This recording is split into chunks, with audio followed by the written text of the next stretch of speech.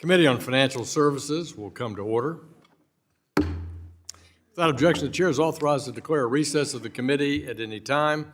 Today's hearing is entitled Oversight of the Department of Housing and Urban Development and the Federal Housing Administration. Without objection, all members will have 5 legislative days within which to submit extraneous materials to the chair for inclusion in our record. I now recognize myself for 4 minutes for an opening statement.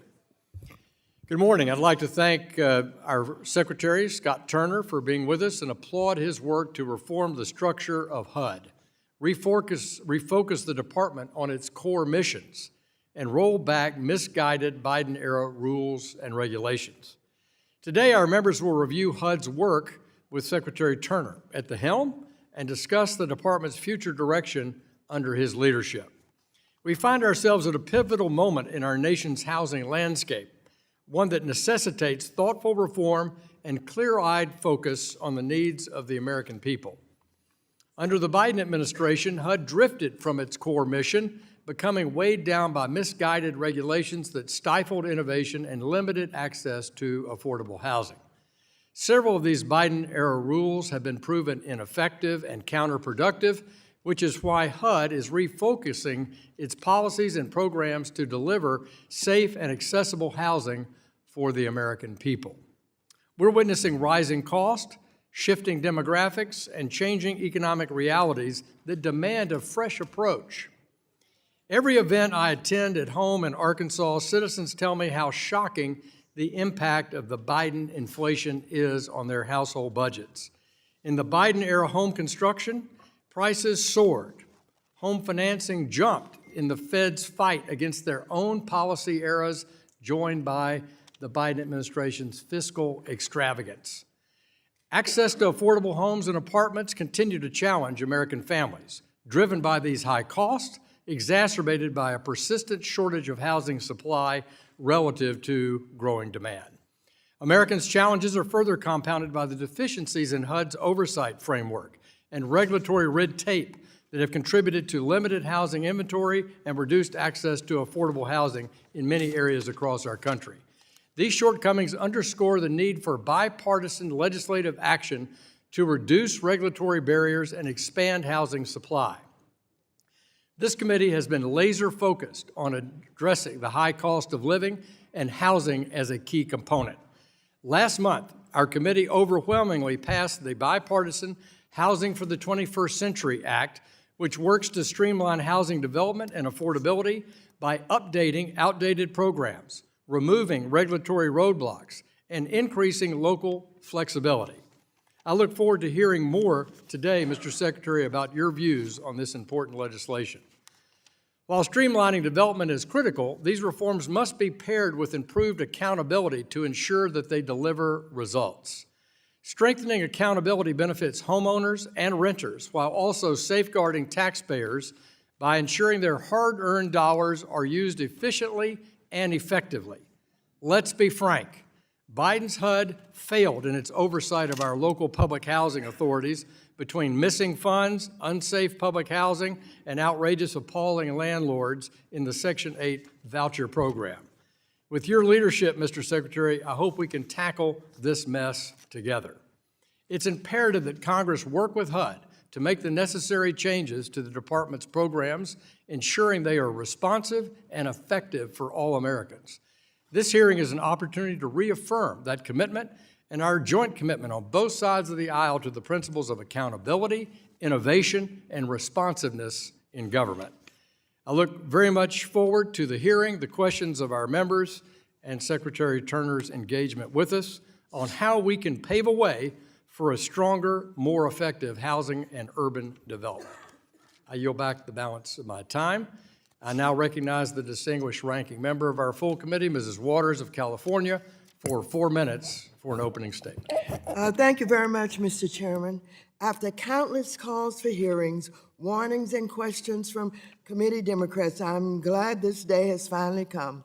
Secretary Turner, we had a good meeting in my office, and we spoke about a lot of things.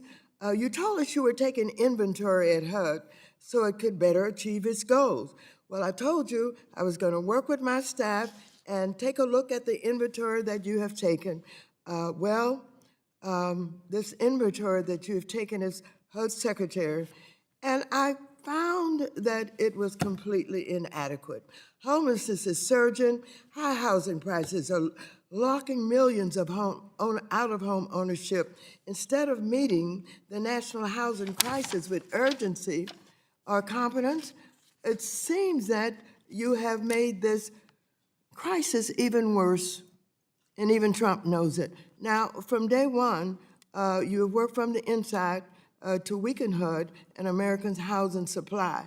And I don't know, and hopefully through the questioning, we will find out whether or not it was you or Elon Musk or what was going on that you fired so many employees. Immediately after taking office, you halted fair housing and civil rights investigations, making discrimination in housing as acceptable as it was in the 1940s.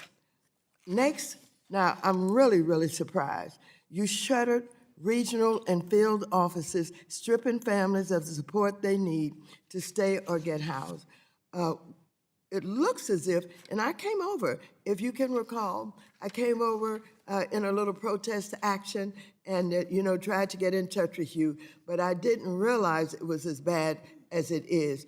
You terminated more than 780 HUD employees, including public servants whose expertise is essential to administering housing programs, enforcing civil rights, and preventing homelessness. As a matter of fact, it has been described to me that HUD is only a shadow of what it should be, it was.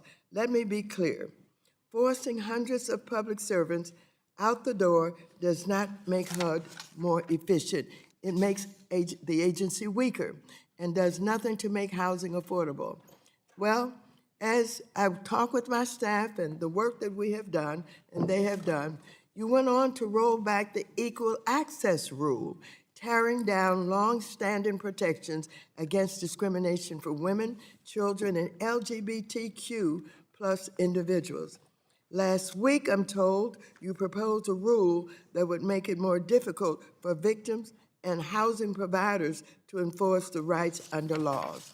And it also says that you attempted to slash critical homelessness funding and undermine proven programs like Housing First.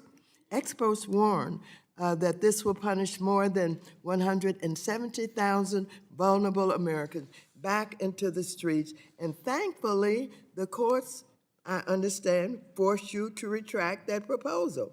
Secretary Turner, for the past year, we have watched you push ideology-driven housing policies like Trump dismisses the affordable housing crisis he created as a, quote, hoax, scam, and con job, unquote. The only con job I can see that this president and his cronies are trying to convince Americans that he cares about affordability more than he cares about winning in November. Now, Mr. Chairman, I appreciate the bipartisan work this committee has done on housing, particularly passing the Housing for the 21st Century Act, but we need more strong pro-housing leadership at HUD to truly end this crisis. And Secretary Turner, I don't know if you understood what this job was all about, but I'm wondering, especially as you propose to cut HUD's budget by half. And so, Gentlewoman yields back. well, the gentlewoman has to yield back, but we have more questions. Thank you very much. We will recognize you for those questions. We now recognize the chair of the Subcommittee on Housing and Insurance, Mr. Flood of Nebraska. 1 minute for an opening statement. Thank you, Mr. Chairman. It's a pleasure to host the Secretary of Housing and Urban Development, Scott Turner, at his first hearing with House Financial Services Committee. Housing costs have been rising for the last several years, and it is more important than ever before that we focus our committee's work on solutions that will bring housing costs down and increase housing supply. The bipartisan Housing for the 21st Century Act is the result of much of that work. The Housing for the 21st Century Act slashes red tape, cuts costs, and removes government barriers to building more housing in this country. While we have been working hard in this committee, I know that Secretary Turner has been hard at work to address some of these problems from within the department as well. I look forward to your testimony, Secretary Turner, your views on the legislation that we've been working on, and I hope we can use today's hearing as an opportunity to collaborate on the best path forward to address rising housing costs. With that, I yield back. Gentleman yields back. I now recognize the ranking member of the Subcommittee on Housing and Insurance, Mr. Cleaver, for 1 minute for an opening statement. Thank you, Mr. Chairman. Mr. Secretary, thank you for meeting with me. Executive agencies face political pressure to take action that may not be sound public policy. HUD's decisions carry significant consequences for millions of Americans and public and private partners.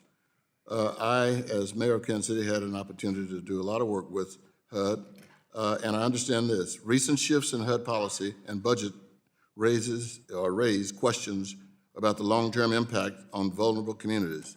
Congressman Lawler and I have a bill to require HUD to testify annually regardless of the administration, and I hope that you would support that. My first and foremost goal is oversight and constructive path forward. Thank you, Mr. Chairman. Gentleman yields back. Today, again, we welcome the testimony of the Honorable Scott Turner, the Secretary of the Department of Housing and Urban Development. Secretary Turner, we thank you for taking time to be with us today. You'll be recognized for 5 minutes to give an oral presentation of your written testimony. And without objection, your written statement will be made part of our record. Secretary Turner, you're now recognized for your oral statement. Well, thank you, Chairman Hill, Ranking Member Waters, and distinguished members of this committee. Happy to be here with you this morning. Thank you for this chance to testify today about what HUD has been doing the past year to spur prosperity in our communities, safety in our streets, and homeownership across America. Under President Trump's leadership, we are fulfilling our mission of fostering strong communities by supporting access to quality, affordable housing, expanding the housing supply, unlocking homeownership and opportunities for the American people. And we're doing that by empowering Americans and cutting red tape instead of intruding government power into every corner of Americans' lives. As part of our campaign against overregulation, we eliminated the affirmatively further and fair housing rule, which really turned HUD into a national zoning board and robbed the local communities of their zoning powers. The result was rising home prices and saddling communities with more red tape. And to be quite honest, AFFH did not build one home in America. HUD doesn't just promote housing affordability, we also help Americans recover after natural disasters. We've given disaster survivors more flexibility in how they use recovery funds, and we have also allocated more than $12 billion to assist the American people. This aid provides survivors with a crucial helping hand to rise from the ruins of storms and floods. Disaster relief is just one part of our mission. HUD defended women in shelters by ending the enforcement of a Biden-era policy that forced them to share spaces with men who claimed to identify as women. Women in these shelters oftentimes have suffered from severe trauma, like sexual assault or domestic violence, or both. It is outrageous, committee, that such women were put in danger in the name of far-left gender ideology, and restoring safety to these shelters marked a return to sanity. Caring for the vulnerable people in this country also means helping the homeless. We're restoring balance to the continuum of care program and prioritizing treatment and recovery, as well as other supportive services to address the root problems of homelessness and keep our streets safe. This is a marked difference from the Biden-era policy of throwing taxpayer dollars at the issue and calling it a day without any real results. My uncle, for example, is a good example of how we and other options beside forcing homeless Americans into permanent dependence on government. He was a homeless, broken veteran with a debilitating disease. But my family and I took him in, took care of him, and made sure that he got wraparound services that he needed. He would not have been better helped by being thrown into permanent public housing with no long-term treatment. He was able to live the rest of his life and die in dignity. Vulnerable Americans benefit when we get them real treatment, and we're making sure our efforts are helping the American people. We are reducing barriers facing homeless Americans that keep them from accessing evidence-based treatment and achieving successful long-term recovery from drug addiction to ultimately becoming productive citizens. We eliminated non-permanent residence eligibility for FHA-insured mortgages. And we are auditing public housing authorities to ensure taxpayer dollars don't support illegal aliens. American dollars should benefit American citizens and American citizens only. By focusing on our core mission, HUD provided a pathway for home ownership and supported housing affordability for more than 1 million Americans through FHA and Ginnie Mae. We also take stewardship very seriously, so we're cracking down on waste and fraud and abuse. Our Office of the Chief Financial Officer uncovered more than $5 billion in potential payment errors, over $50 billion in total rental assistance for the fiscal year 2024, and that includes money that went to nearly 30,000 dead people. That is ludicrous. It's ridiculous to even think or talk in such a way. It's a violation of our sacred trust to American taxpayers, and it has to end, and it will. To help prevent fraud, waste, and abuse, we're taking steps to improve recipient and sub-recipient reporting, enhance HUD monitoring capabilities, and streamline grants management. And we're rooting out corruption at public housing authorities and private multifamily owners, as seen by our action to address fraud in the Atlantic City Housing Authority and New York City Housing Authorities. Finally, committee, as part of making HUD run more efficiently, we have established a new HUD Efficiency Task Force to promote efficiency gains, benefiting the American people. We've made tremendous strides over the past year, and under President Trump, we'll continue promoting housing affordability and cultivating the independence, freedom, and enterprise that paved the way to the American dream of home ownership. Mr. Chairman, Ranking Member, thank you so much. Thank you, committee members. I look forward to engaging with you. Well, Mr. Secretary, thank you very much. We'll now turn to member questions. I recognize myself for 5 minutes for questioning. I want to thank you for your work serving as our secretary. I want to particularly say thank you for your passion for bringing prosperity across the country, for lifting people up out of poverty into an opportunity for success. I think back of your good work in the first Trump administration, leading the way to expand opportunity zones across the country. So thank you for all your commitment to ensuring that our federal housing programs help people in need rather than hinder them.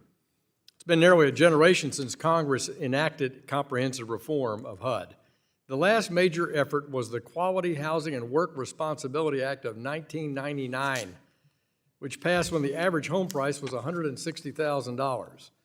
Inflation adjusted, that's about $315,000. And HUD's budget in that year was $12 billion. Today, the average home price is closer to $400,000, and under the Biden administration, HUD's requested budget reached $72 billion. Yet much of the department still operates under statutory and regulatory frameworks designed for a housing market that simply doesn't exist any longer. That's why this committee has advanced legislation such as the Housing for the 21st Century Act, which would go of modernizing outdated programs, removing unnecessary regulatory barriers, and encouraging local development so that housing can be built faster, more affordably, and with greater accountability. Mr. Secretary, from your perspective, why is it so difficult for Congress to enact legislation that modernizes the HUD programs and HUD authorities? Well, thank you, Mr. Chairman. You know, that is a question that I ask myself. You know, I think a lot of times just a mindset and, you know, doing things the same way because we've always done it. But I think with this issue that we have in our country with housing affordability, accountability, transparency, that it is Congress that working in a bipartisan manner, as it seems you all have, to bring up reforms, to make codes more modern, to help housing affordability. And I know it has been difficult through the years, but I would encourage the members of this committee and the entire Congress to look at the issue in our country. Housing, to me, is not political. Housing impacts all 350 million people in our country. And so whatever ways we can come up with to bring down the cost of housing, to take down regulatory barriers, as you said in the bill that you all have been working on, I think is a great idea. And I encourage the bipartisanship. I encourage working across the aisle, member to member, to accomplish and attack these problems. Well, I appreciate that. And I do thank Chairman Flood and Ranking Member Cleaver and the Ranking Member of the full committee working collaboratively to break down some of these barriers, find compromise, find opportunities to even authorize programs that have never been authorized or reformed in decades. And so that's the work this committee has been committed to tackle that, because we know it has direct results of more affordable building policies, lowering construction costs, increasing affordability through the steps we've taken. I want to turn to my home state of Arkansas for a moment and the deeply troubling situation that we've had for the past several years at the Little Rock Housing Authority. What's occurred there is truly baffling to me and frankly inconceivable. Residents are now at risk of displacement through no fault of their own. Instead of, they're paying the price for repeated failures by the housing authority itself, including not filling out required audits. They're engaging in reckless decision-making that puts both residents and taxpayers at risk. And I've written multiple letters expressing my dismay, including the request of the HUD Office of Inspector General to investigate the matter. Then I have to tell you, Mr. Secretary, I've been disappointed in the city's oversight of the Public Housing Agency, their board of directors, the local HUD office in Little Rock, the regional office in Dallas-Fort Worth. And if it's happening in Little Rock, I know it's happening across the country where taxpayers are not being dealt with fairly, but more importantly, our citizens dependent on a Section 8 voucher program to be in a safe, clean housing situation are finding disasters. And I wondered, could you provide me an update regarding would you be willing to give me an update on Little Rock Housing Authority?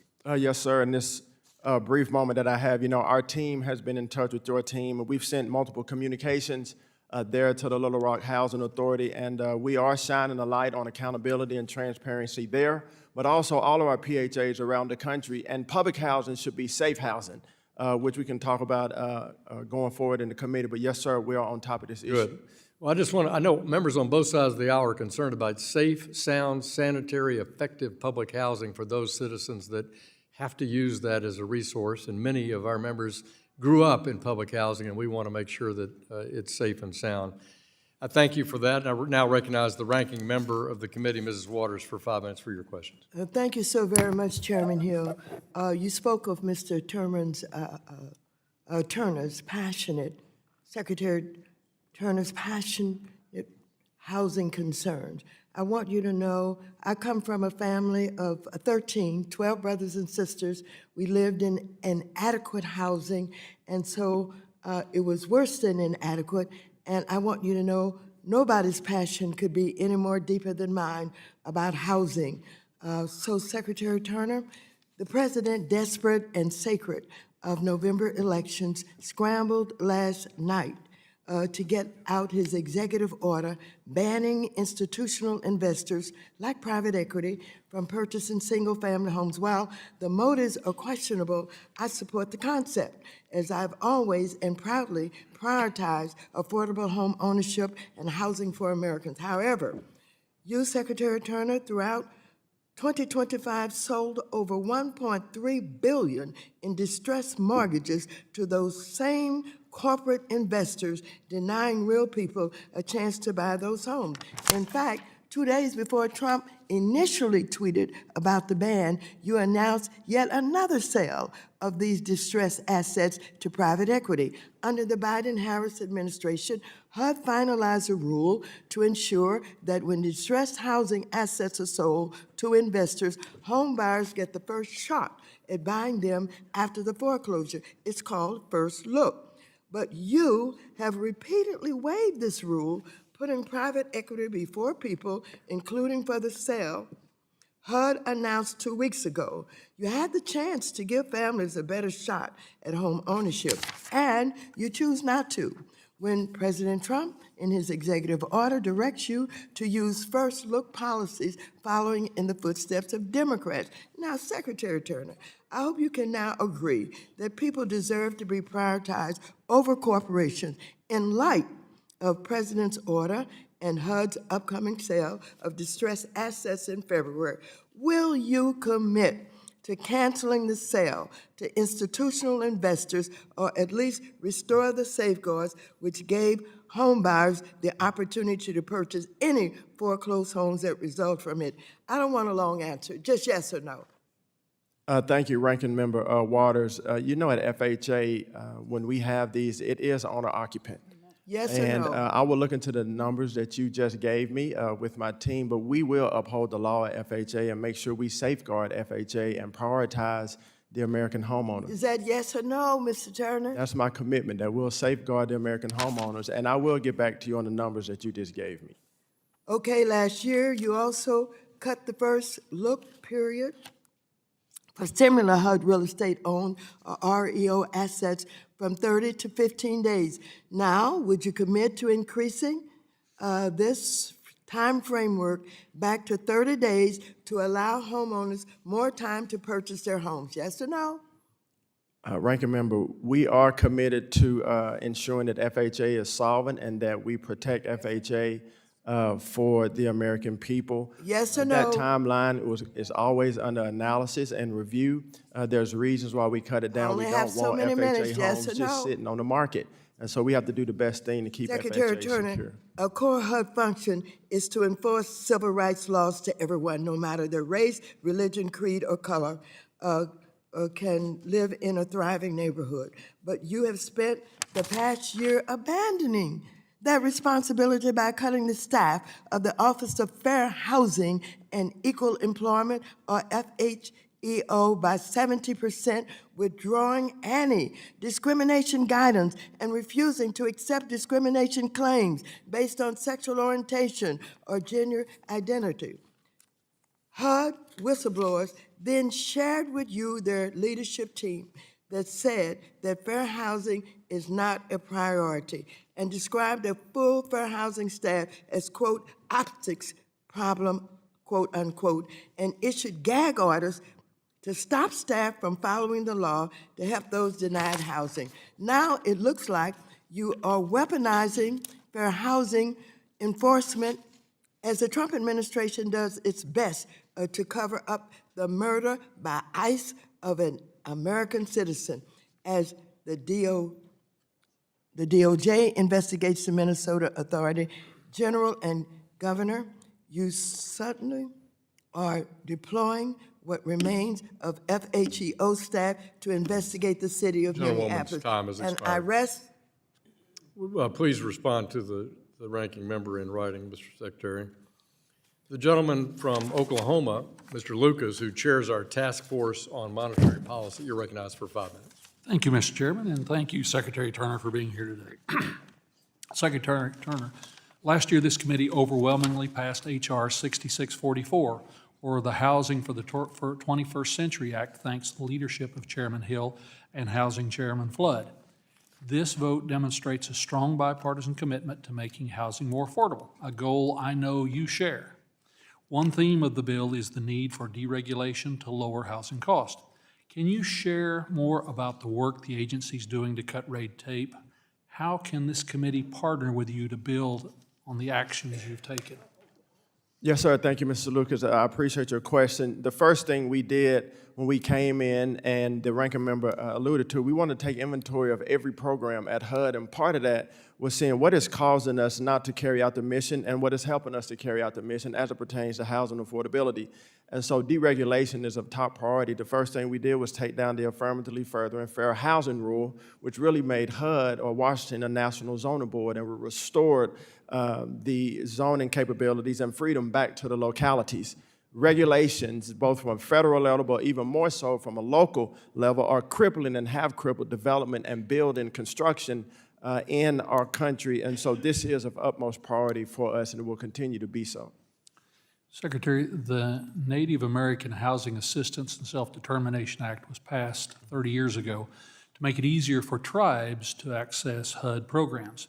It's been extremely successful, particularly for tribes in Oklahoma.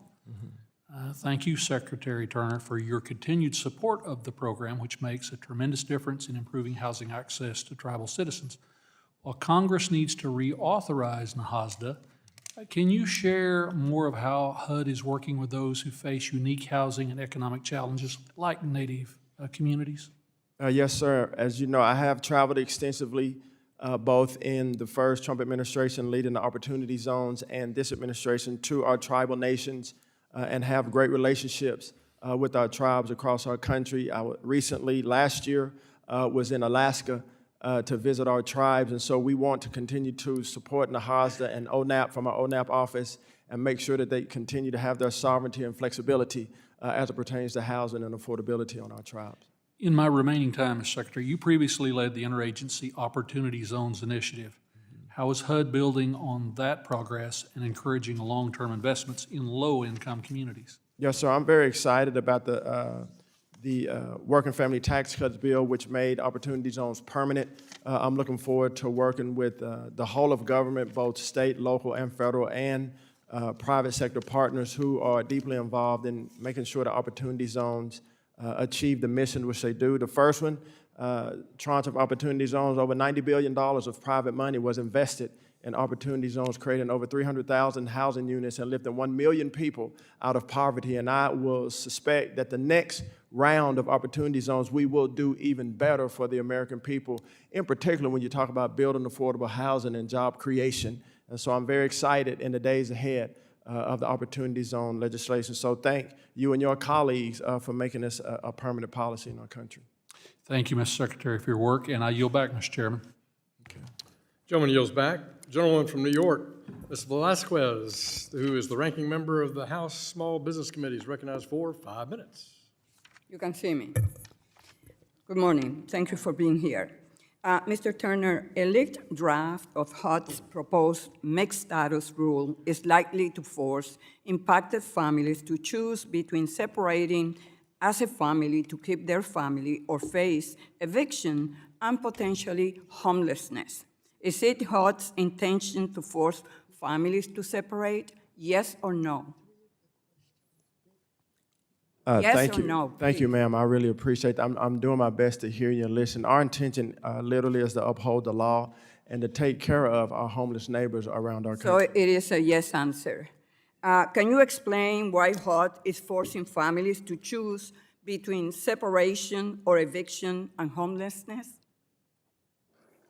No, ma'am, HUD is not causing people to choose between separation and homelessness. We're doing the very best we Well, can that to proposed serve our rule homeless neighbors. will have that effect. It will separate families, or it will increase homelessness in this country.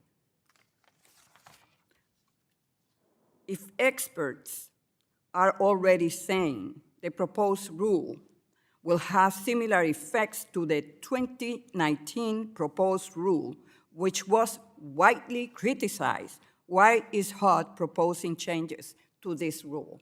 Well, ma'am, I'm not sure which experts you're talking about, but at HUD, we deal with here, homelessness every day. expert, Yeah. low-income housing. I'm happy to, Yes. to give that to our staff so we can review Chairman. that. But the experts, they don't work on homelessness day in and day out like we do. Reclaiming my time, I would like to introduce this report to the record. Without objection, will be included in the record.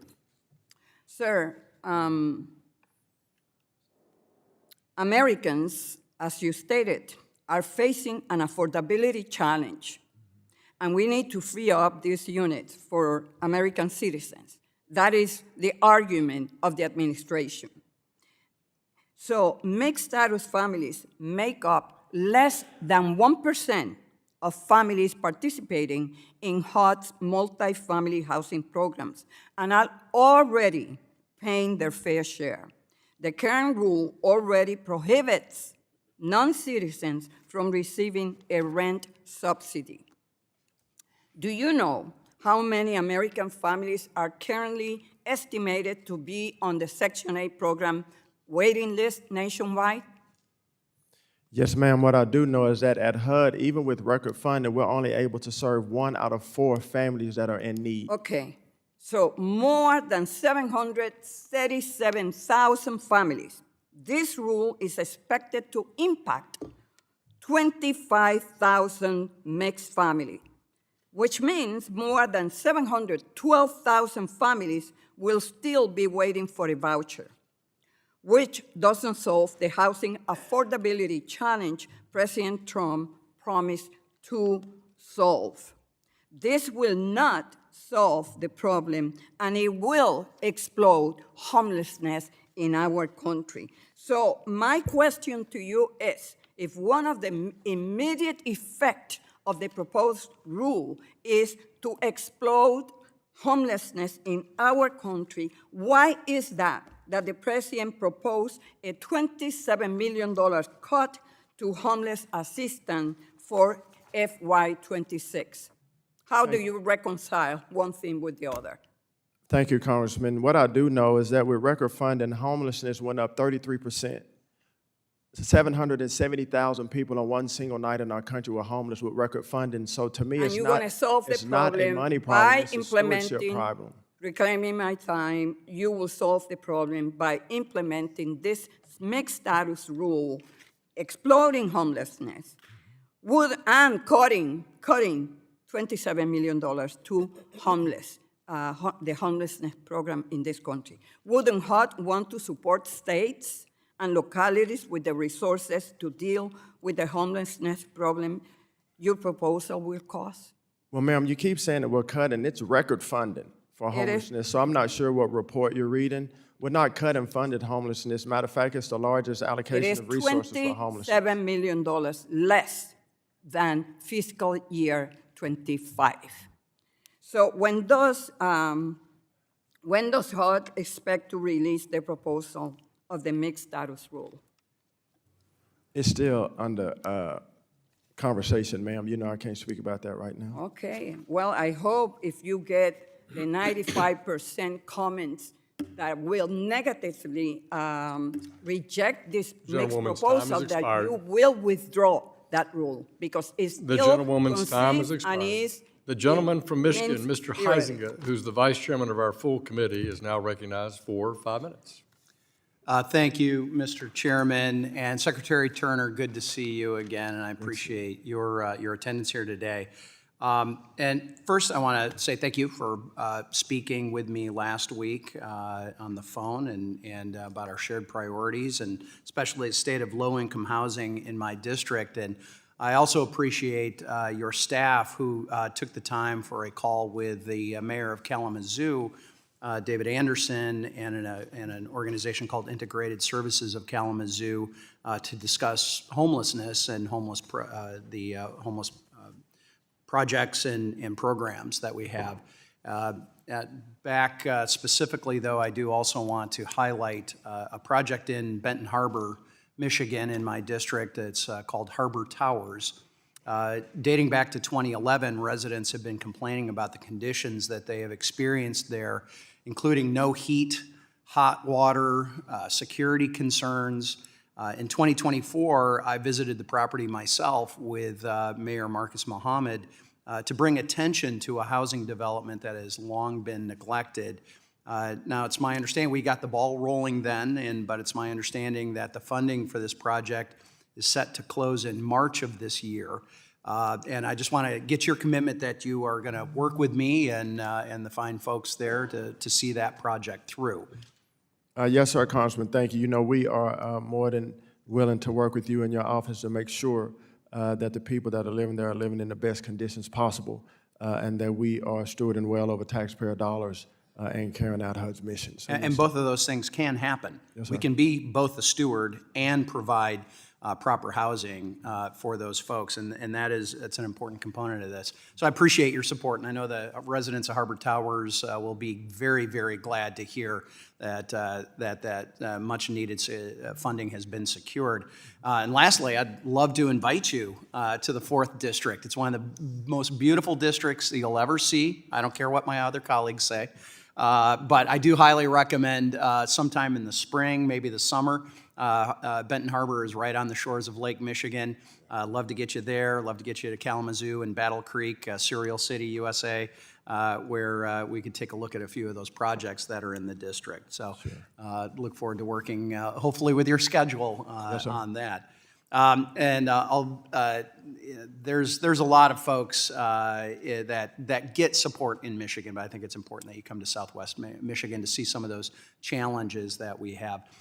Something you and I have discussed in the past, and I know you touched on in your testimony, and I believe the chair brought up in his opening statement, but I wanted to give you an opportunity to expand on the work HUD is doing to hold local housing authorities accountable. So could you please expand on that work? Sure, thank you.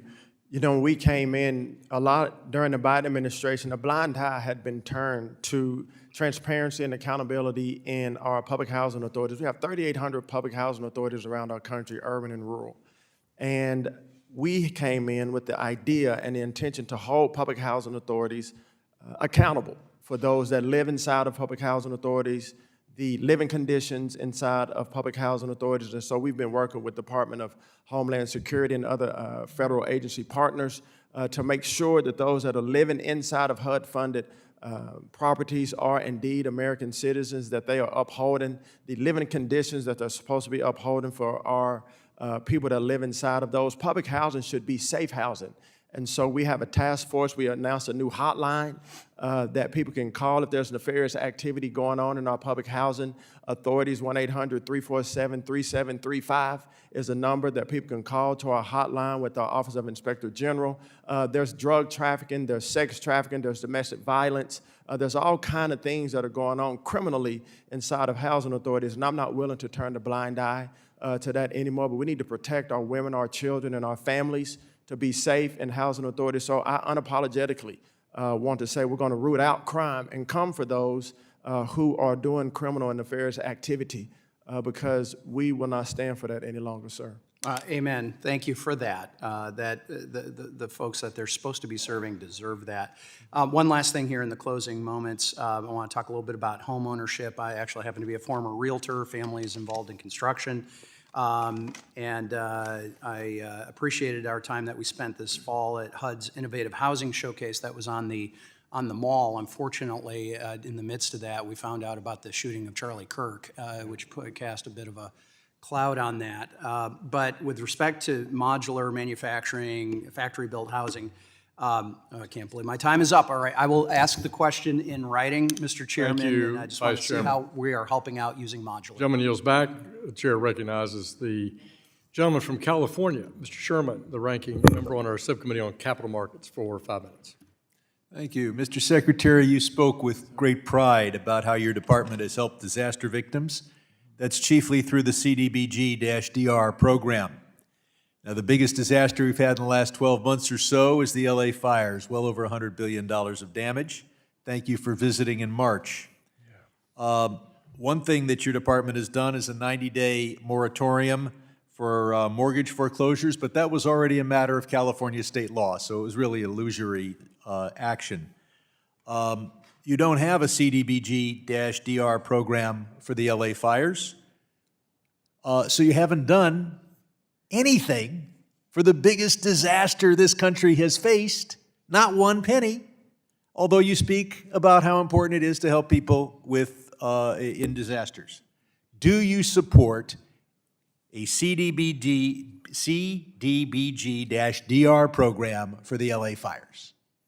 Sir, I did go out there, and thank you for bringing that up, Congressman. Do you support, And when I went out there, I met with local authorities, sir, Mayor Karen Bass and I'm others. going to reclaim my time and ask you to ask, do you support a CDBG program for the LA fires, or you don't, or you just want to tell me how interesting your trip was, which I don't have time to hear? No, I wasn't interested, sir. I was actually disappointed in the leadership in California, to be honest. So you're saying that the people in my district should be shafted because you don't like our politicians? Not at all. I'm not Do saying. you support a CDBG program for the victims of the fires, not given that you don't like our governor, et cetera? This has nothing to do with who I like, sir. Okay, I do you support a CDBG program for the LA fires, or do you want to just come here, talk about how you want to help disaster victims, and then not give them one penny? Last year, we gave $12 billion in CDBG-DR. $12 billion. Any of it to the LA fires? I think- 1 penny for the LA fires? That's How much all to the LA public. fires? That's all public. You can go find out. But yes, Zero. support I already found CDBG-DR. out. Zero. You come here, you speak about helping disaster victims. This is the biggest disaster. You haven't done a penny, and you say it's because you don't like politicians, or you just say because you're just not going to bother to support aid to for those who suffered the biggest disaster on the watch of this administration. Sir, Yes. I did not say I did not like politicians. Okay, well, maybe you like I politicians. said the leadership in California is the one that you need to be talking to. They are the Are ones you that are saying that failing the people leadership in California. I should talk to the leadership in California about why your department, you come here and you say that you're proud of helping the victims of disasters. You haven't done a single penny, not one penny, for the LA fires, and I should go talk to California politicians about why you haven't provided and do not support a single penny for those You need victims? to talk to the leadership in California about how they're stewarding over the funds that they do have to help those in Palisades and Altadena. So you're saying you should do nothing because California should do it on its own with the funds that it already has? Why do you come here and tell us how much your department helps disaster victims when with the biggest disaster your response is, oh, the local government should handle that and we should do nothing? I'll repeat, $12 billion. $12 billion that went out. to, how much of that $12 billion came from your department and went to the LA fire victims? You can go find out. I know, I've already found out, $0.00. Now, you can try to take credit for what other agencies have done, but you came here to talk about your department helping fire victims, and your department has helped fire victims by providing $0.00.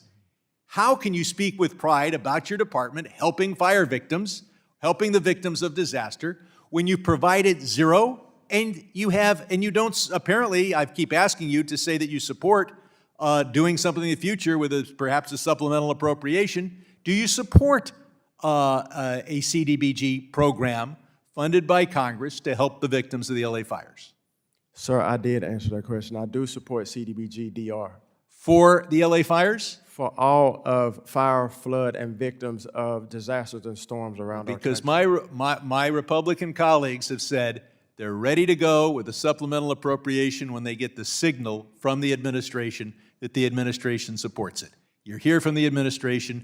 Do you support CDBG that would include the fires in Los Angeles? Sir, like I've told other members of this committee, I'm happy to work with you and your staff and this committee to make sure. I'm asking, do you uphold the support it? Can you answer? I did. Gentleman's time has expired. Chair recognizes the gentleman from Texas, Mr. Sessions, recognized for 5 minutes. Mr. Chairman, thank you very much. Secretary Turner, welcome.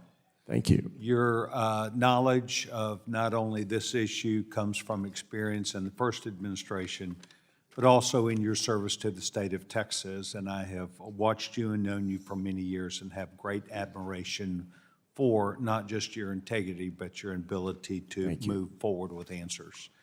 This morning, you've had an opportunity to highlight the things which are important to you. You've talked about 3,800 housing authorities. You've talked about HUD, by and large, helps 1 in 4 families that actually need help. These were things that we understood during the Biden administration. We had a difficult time getting the Biden administration to even come to talk with us, mostly because they did not report to work. You've had an opportunity to dig into, from a perspective of looking high down low at municipal governance, the things that they do, whether it be their own housing authorities or otherwise. There's an issue now of private investors versus this opportunity. Who is going to, or what would be your idea versus municipal governance and this issue about private investors really coming in and building housing quickly, housing that could be paid for with tax dollars, meaning that they would provide property taxes back when not owned by the municipalities. Can you talk to me about your guidance of this difference between money for these agencies that are run by local authorities versus private investors? Yes, sir, Congressman. Just so I can understand, could you repeat that? I'm trying to get a clear understanding of what you're asking. Housing authorities, there are some 3,800 of them around the country. And you spoke about the need to make sure that they have rules and regulations, money to run themselves. We also heard you say, by and large, that takes care of about 1/4 of the need that is out there. I'm asking about the private investor. How are we going to take care of the other 3/4? And you've had a chance to come in and look at the private investor coming in, building, getting things done, that property being on the tax rolls, and people getting the help that they need more immediately. Oh, yes, sir. So when I alluded to, HUD is serving 1 out of 4 people that need help that we should be serving in our country. That's an overall picture of the lack of stewardship that was going on in the Biden administration. With record funding, we have homelessness that has gone up. We have housing affordability issues. We have PHA issues. And so when I speak of this, what I'm saying is that we have to be better stewards and maximize the budget at HUD so that we can actually serve the people that need to be served in our country. When you have, millions of illegal aliens coming over our border, this puts a strain on our housing supply, puts a strain on housing affordability in our country. 59% of illegal alien families use at least one or more of our welfare programs, which costs us about $42 billion a year. That's a strain on the budget of HUD. We need to be serving the people in public housing authorities, in homelessness, as we've said, in disaster recovery, that we're supposed to be serving. That's the American people. Yes, we do like to have public-private partnerships, to your question, using the private sector as it pertains to housing, as it pertains to RAD conversions and things of this nature. And so public-private partnerships have done a great deal in our country. We saw that a lot in our Opportunity Zone policy and initiative in the first Trump administration.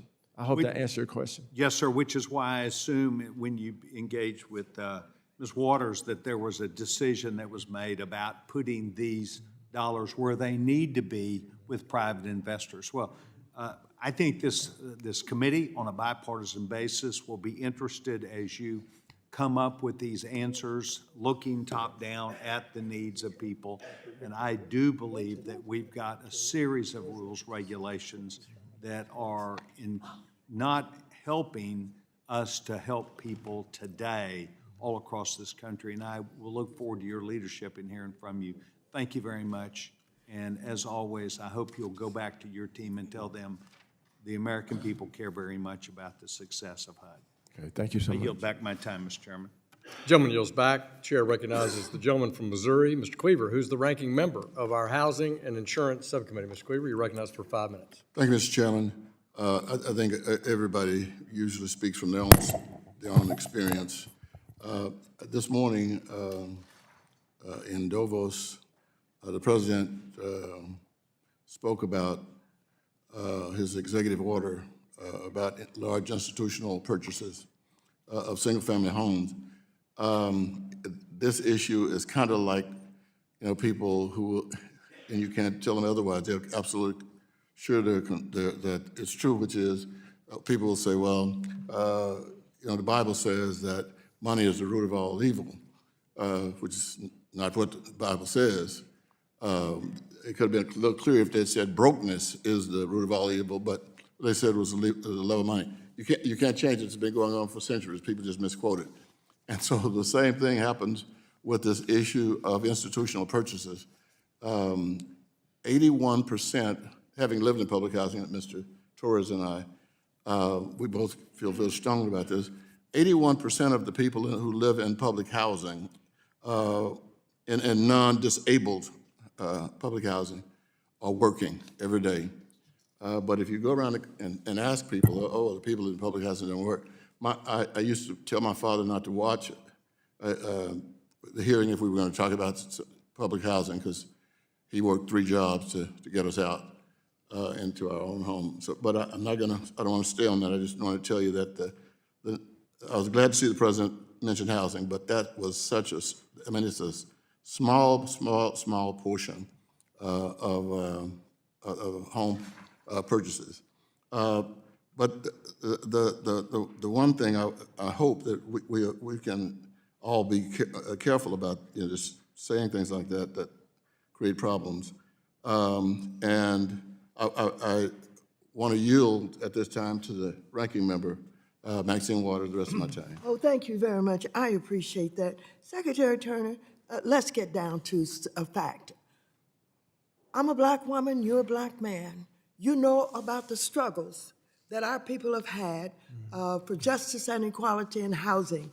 Now, I understand that you know about a community in Ravendale, Arkansas, called Return to the Land, that advertises itself as whites only. Its community architects screen applicants with in-person interview, a questionnaire about their ancestors, a criminal background check, even with family photographs, and confirm that applicants are white before they can be welcomed in the community. They have already rejected applicants that they believe did not appear to be white enough. Now, you know about this community. You know what is going on down there. What are you going to do about it? Thank you, Congressman Cleaver, and thank you, Ranking Member Waters. As a matter of fact, I do not know about this community. This is the first time that I'm hearing about this community, but thank you for bringing that to my attention because we enforce the law at HUD under my leadership. Okay, I just want to So know thank you for telling me that about you that. know about it now. I'm telling you about it, whether or not you're going to investigate it. And by the way, there's no such thing as an illegal alien. Are you talking about undocumented? Are you talking about somebody that come from another planet? Secondly, my chair here is from Arkansas, and there's a place called Cotton Plant, Arkansas, where my family know about and served and picked cotton and all of that, discriminated against, et cetera, et cetera, et cetera. Not only do I want to know about this community that I'm, giving some information about, but I want you to also look over here in Arkansas, at Cotton Plant, Arkansas, where the people are desperate, where the housing is falling apart, where the incomes are absolutely absent over there. Take a look at what's going on. As a minister and as a black man, do what our ancestors expect us to do when we get in these important positions. They expect us to speak up, to speak out, and to get rid of discrimination and look out for the people who have been discriminated against for all of these years. I yield back. Thank you, Madam Chair, Ranking Member. Mr. Secretary, what I hope I can get some information on is why HUD justifies imposing a work requirement on PHAs when 81% of the people are working. I mean, if you could have someone explain to me or send me some kind of a response. 81%. Thank you. I yield back. Thank you, sir. Ranking Member of the Subcommittee yields back. It's a pleasure to now recognize the gentlewoman from Missouri, Ms. Wagner, the chair of our Capital Market Subcommittee. You're recognized for 5 minutes. I thank you, Mr. Chairman. Welcome, Secretary Turner. As you are likely aware, the average first-time homebuyer in the United States is now 40 years old. To make that statistic even more staggering, the share of home purchases that are made by first-time buyers is now only 21%, marking a 50% contraction since 2007, right before the Great Recession. Clearly, housing supply is not keeping up with demand, especially for young couples that are looking to start a life together and have a place of their own to raise a family. For millions of people across this country, the prospect of owning a home seems completely out of reach. Last year, the National Association of Realtors found that while housing inventory is increasing, much of this supply has only been available to wealthier Americans, and middle-income buyers have seen little to no change in the housing stock available to them. One of the goals of the bipartisan Housing for the 21st Century Act is to modernize and reform outdated housing programs to better fit the needs of today, including for middle-income homebuyers. Secretary Turner, can you describe why it is important to update outdated frameworks, and what administrative or regulatory changes can HUD and Congress make to modernize them? Yes, ma'am. Thank you, Congressman.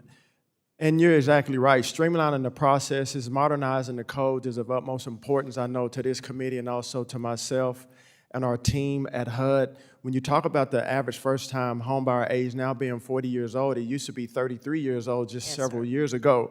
The average price of a house in America now is $435,000, which is unsustainable and out of reach for a lot of people, in particular our younger generation. And so, as you know, from the president, myself, and other leaders, and I know this committee home ownership, the American dream of achieving that, is of utmost importance. It's a bipartisan. Housing is not political, but we do have to modernize our codes. We do have to get the interest rates down. We have to get mortgage rates down. The inflation is down. Get our fiscal house in order, as we are doing over the past year, to make sure that more people in America can achieve the American dream of owning a home. And so we're working tirelessly to bring down the regulations, to get our fiscal house in order, to work with our agency partners to ensure that people can own a home in this country. Thank you. Thank you, Secretary Turner. And I know that President Trump and this administration are absolutely committed to doing this and to make housing much more affordable to middle-class average Americans across this country. And I believe that through the Housing for the 21st Century Act, that this committee aims to make it easier to build more housing and give more Americans the opportunity to own a home. One of the biggest issues that this bill tackles is unnecessary government red tape. Recently, the National Association of Home Builders found that regulations at all levels of government account for nearly 25% of the price of constructing a single-family home. When the median listing price for a single-family home in my home state of Missouri is nearly $300,000, nearly 25% can make the difference between being able to afford a home or not. Secretary Turner, what is HUD doing to remove unnecessary red tape and costly regulations to bolster housing supply, and how can Congress continue to support this work? Thank you, ma'am. And you're indeed right. 25% to build a single-family home is in regulation, 40% in when you build a multifamily. That's unsustainable. And from any contractor, developer, or construction company, as I said before, we took down the affirmatively furthering fair housing, which was a costly, burdensome regulation on localities. I have been traveling our country extensively, meeting with mayors, localities, zoning, planning and zoning professionals, economic development professionals, asking them and encourage them too to take inventory of their regulatory environment to unleash building and development in their said community. There's one other thing I want to bring to your attention. You probably won't have enough time to answer, so you can do so in writing, but I brought this issue up before.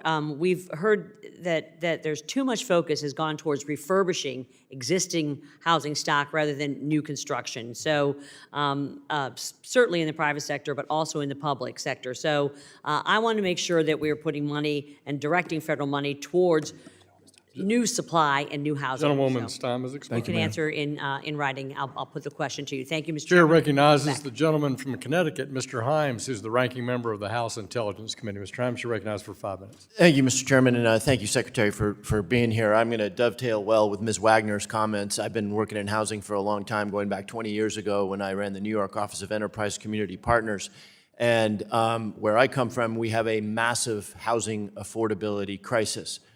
Do you agree, and it sounds like Ms. Wagner has the same situation, do you agree that much of this country is enveloped in a housing affordability crisis?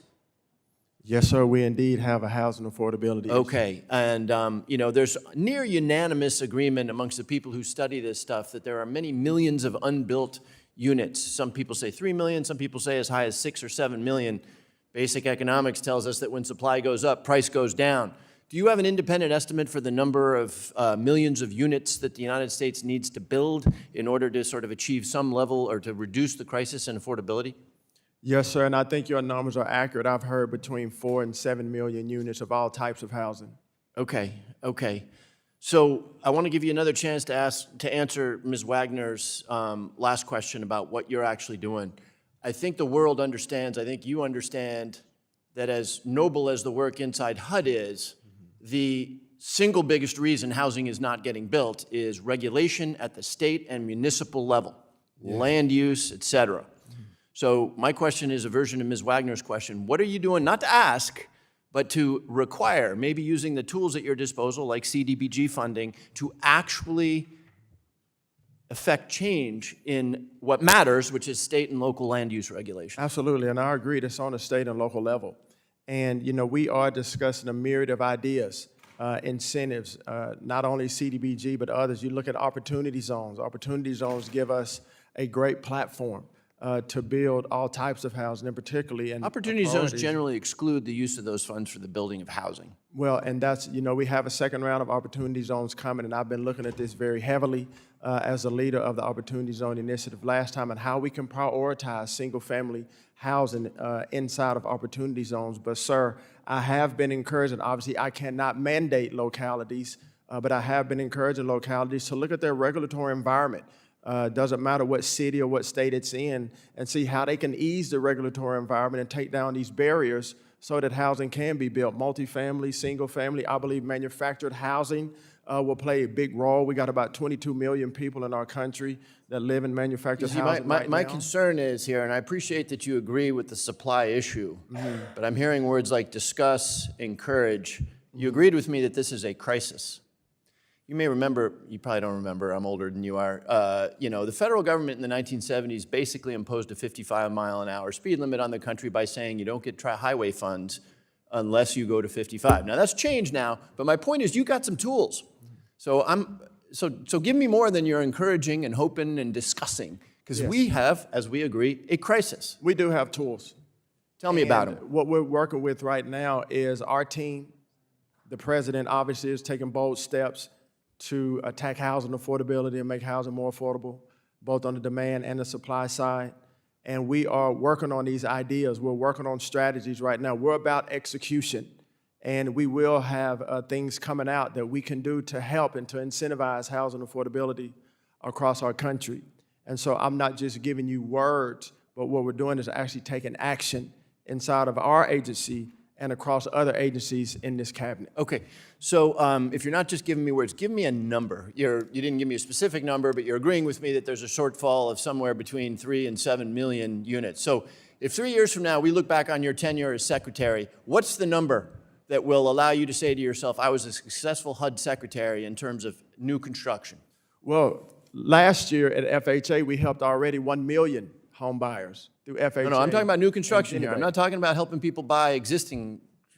I understand, but my job is at HUD, and we helped over 1 million home buyers. I got a simple I don't question. have a which is, what specific is- number for you, but the If- more people Sir, let that me we reclaim my have- time here. I'm trying to pin you down, because I we're know. agreeing that we have a massive We supply do, crisis but here. you can't pin me down on the number. I think the more people that we have that are homeowners in America, that's a win. Not just for myself, but for our country. We have 7 million units right now that we need. And so the more we can cut those units down and get more people in America to be homeowners, to living in a home, that's success. Let me just stop you there. I think you're smelling what I'm cooking here, right? We got to get serious about increasing supply. And I'm with you 100% on homeownership. I do agree. But it's also about renters.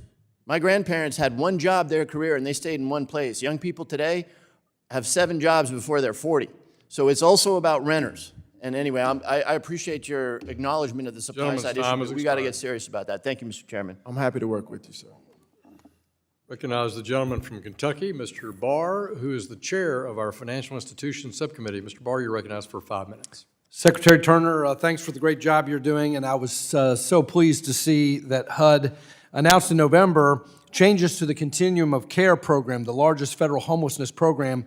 Under President Trump and your leadership, we can now finally move away from the failed housing first methodology, instead focusing on actually solving the homelessness crisis in our country. Since the inception of Housing First over a decade ago, homelessness, as you know, has only increased, with data showing it reached an all-time high in 2024. That's why for multiple Congresses, I've introduced the Housing Plus Act that expands the toolbox at our disposal to address homelessness and introduces an all-of-the-above approach.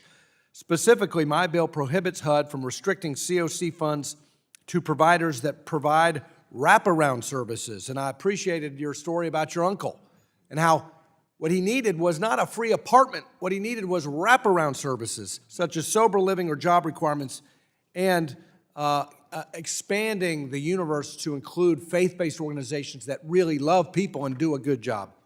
Do you agree that instead of using a one-size-fits-all approach to homelessness, we should expand the type of providers that can not only help individuals get off the streets, but also ensure that they have positive long-term outcomes? Yes, sir, I do agree. Well, thank you for your taking proactive steps to work with us on moving away from housing first and towards a housing plus approach. Secretary Turner, the median down payment for first-time homebuyers is 9%, making it challenging for many Americans to achieve the American dream of home ownership. Innovative solutions such as down payment assistance through shared appreciation mortgages can help bridge the affordability gap. With a shared appreciation mortgage loan, the borrower agrees to give the lender a portion of the future appreciation of the home's value in exchange for a lower interest rate, a smaller down payment, and/or closing cost assistance, making homeownership more affordable, reducing monthly payments or upfront costs. Has HUD assessed this new asset pool that can assist first-time homebuyers with down payment assistance? Yes, sir. Thank you, Congressman. As you said, and I've alluded to, there's many ideas, as you know, that are out there. We see the president and others taking bold steps to bring down housing affordability. I do want to work with you and your team on this idea that you just presented to me to see how we can help people in America, to achieve the American dream of owning a home. And so I do look forward to working with you on that. And also, I want to circle back on your continuum of care, your heart for that, for not just housing people, but to provide wraparound services for people. My heart is that we don't have more homeless people. My heart is that we get people off the streets, get them treated, get them transformed, and to live a life of self-independence and sustainability. Our faith groups around the country are the ones that have been doing the work for decades, long before the government was helping in homelessness. And so we want to expand that and bring people to the table, like our faith-based groups and others, that are actually bringing results for our homelessness. Well, thank you so much. And I just, for the life of me, don't understand why we can't get more bipartisan support for this idea of expanding the tools in our toolbox. If you want housing first, okay. Right. Maybe that's appropriate for some. But for a lot of people, they need the wraparound services. So I appreciate your shift in approach. Finally, Secretary Turner, at the end of 2024, the outstanding volume of family residential construction and land development loans was $89.5 billion across FDIC-insured institutions, with community banks holding 56% of the market share. The outsized role of our smallest institutions in this market stems from their local knowledge and their relationships with builders, which ultimately helps make housing more affordable for Americans. But overly burdensome regulations on our smallest banks stifle their ability to make construction loans in their communities. That's why Chairman Hill and I have introduced the Main Street Act to right-size regulations so our community banks can focus on stimulating the local economy and the housing market and help Americans achieve the goal of home ownership. Secretary, do you agree that to solve the availability and affordability of housing in our country, we need to ensure that community banks are not subjected to the same rules as the largest banks? Yes, sir, and I know that you and Chairman Hill, you have great expertise when it comes to banking, in particular community banking. I'm a fan and in favor of community banks, credit unions, and others. So I believe the less regulation that we have on community banks in order for them to serve people to be homeowners is a step forward that we need to take. Very looking forward to working with you and your team. Well, and finally, I would just urge you also to support raising the public welfare investment limit, and this is really for the bank regulators. Raise it through Gentleman's to time unlock has more expired. bank capital for affordable housing. And with that, I yield back. Thank you, sir. The gentleman from Illinois, Mr. Foster, the ranking member of the Subcommittee on Financial Institutions, is now recognized for 5 minutes. Yeah, and thank you. And I share the chairman's empathy and sympathy for small community banks. They're really important to this, and I hope that they listen to the small community banks. Their number one request right now is stop the crypto stablecoin threat to their business model. This is just something that that they're all on high alert about, and I hope that my Republican colleagues listen to the dangers that presents to the small community banks that have supported housing for so long. For most of the last decade, I represented Joliet, Illinois, a city with a lot of challenges and a lot of promises. And there were two public housing projects, sort of at the extreme difference in performance. Starting with a good story, Liberty Meadows was built. It is a rent-to-own thing for first-time owners, mixed income. And when I first went to that right after it was built, when I started representing Joliet, it looked beautiful. You could not, I literally got lost there. I could not tell the difference between Liberty Meadows and the adjacent normal looking suburbs.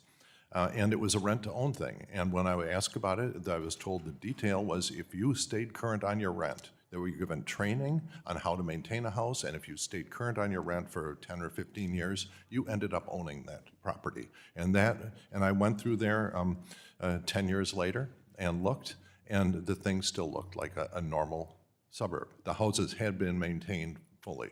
And most of those people, I imagine by now, are now owning those houses. And that was a success.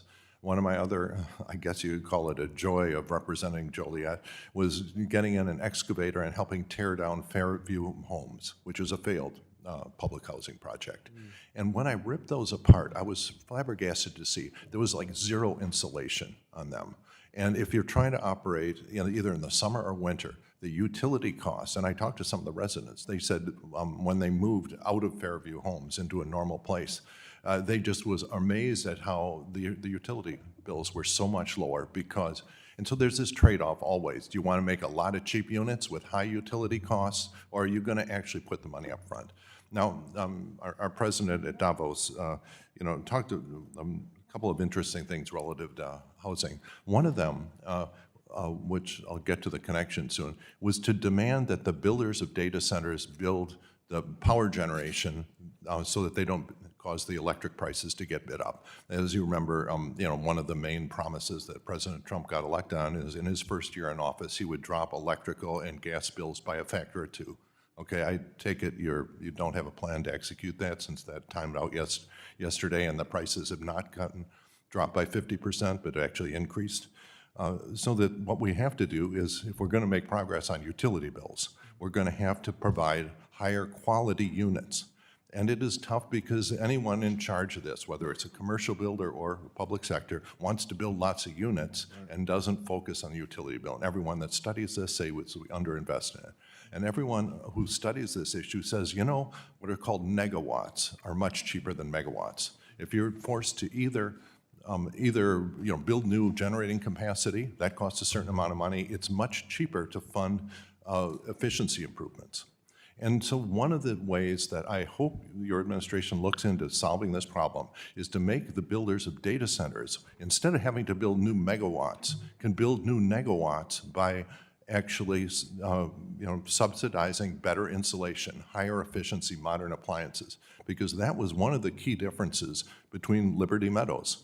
At the top of the value proposition to renters there, they said, because we put in high efficiency appliances, because they're well insulated, everything that makes the utility costs low, it'll be a good deal. You'll be able to afford that rent and afford to eventually own the property.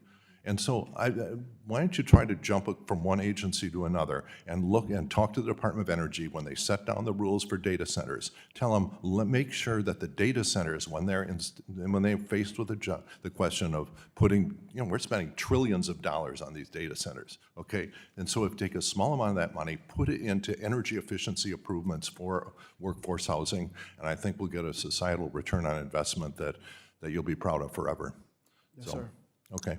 Thank you, just sir. in my last few seconds here, there's also this question of whether blocking institutional investors from investing in single-family homes. I was around during the crisis when there were these neighborhoods being abandoned, the copper ripped out of things for, the houses and neighborhoods are being gutted. The only buyers then were institutional investors.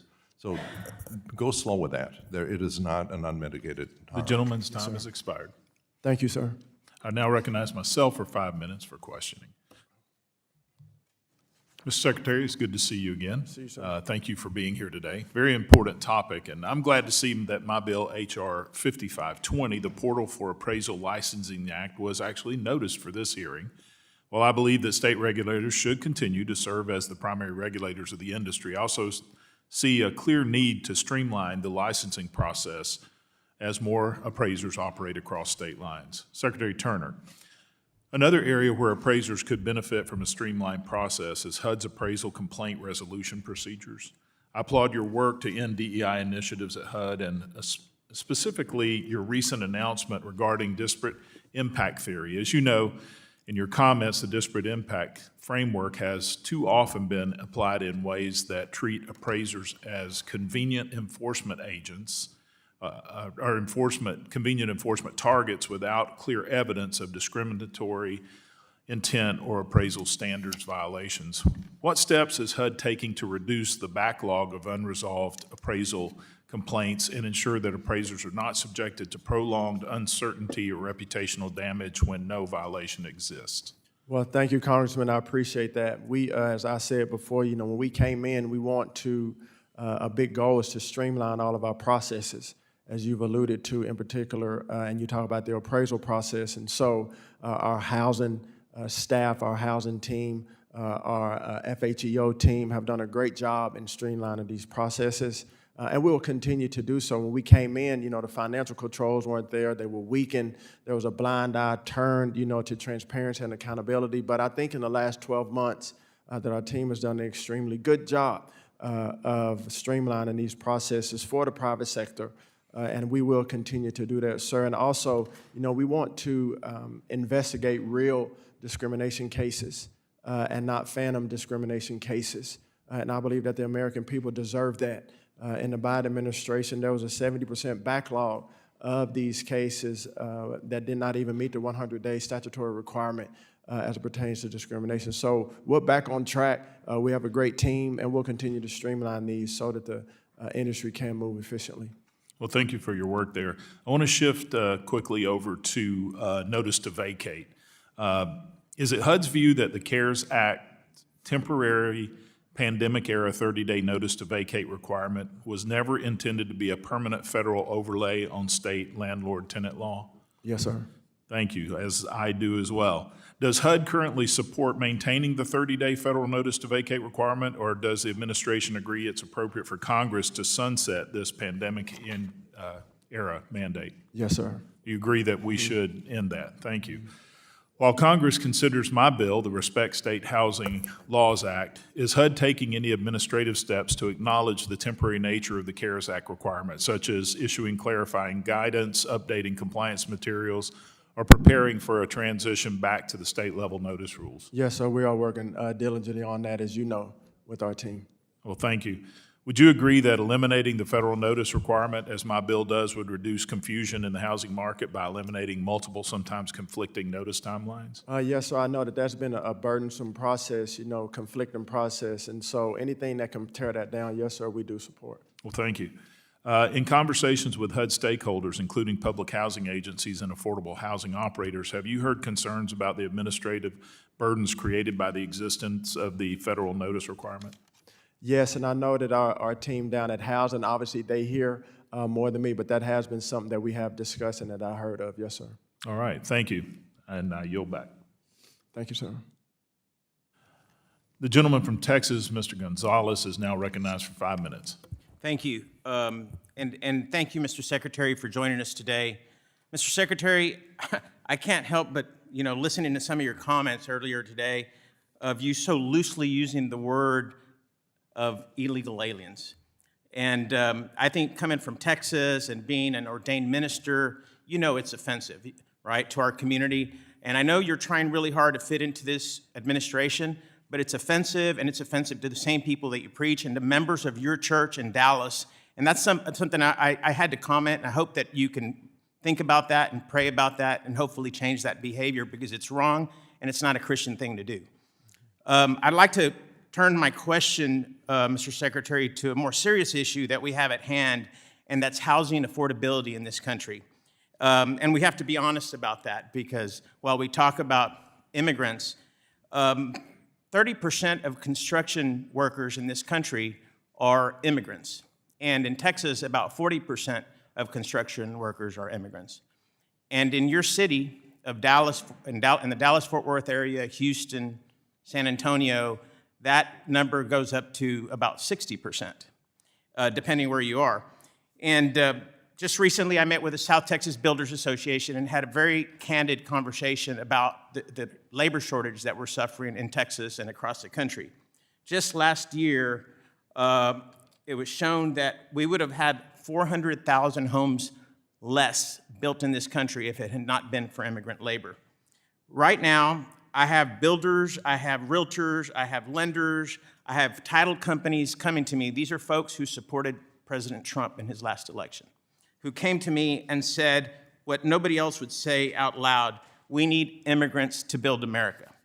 and we cannot do it without immigrant labor. We have a labor shortage in this country. We especially have a labor shortage in carpentry, in framing, in brick and tile laying, and I know people say, well, we need to build our workforce. Well, we probably do need to build our workforce, but we're not going to do that overnight.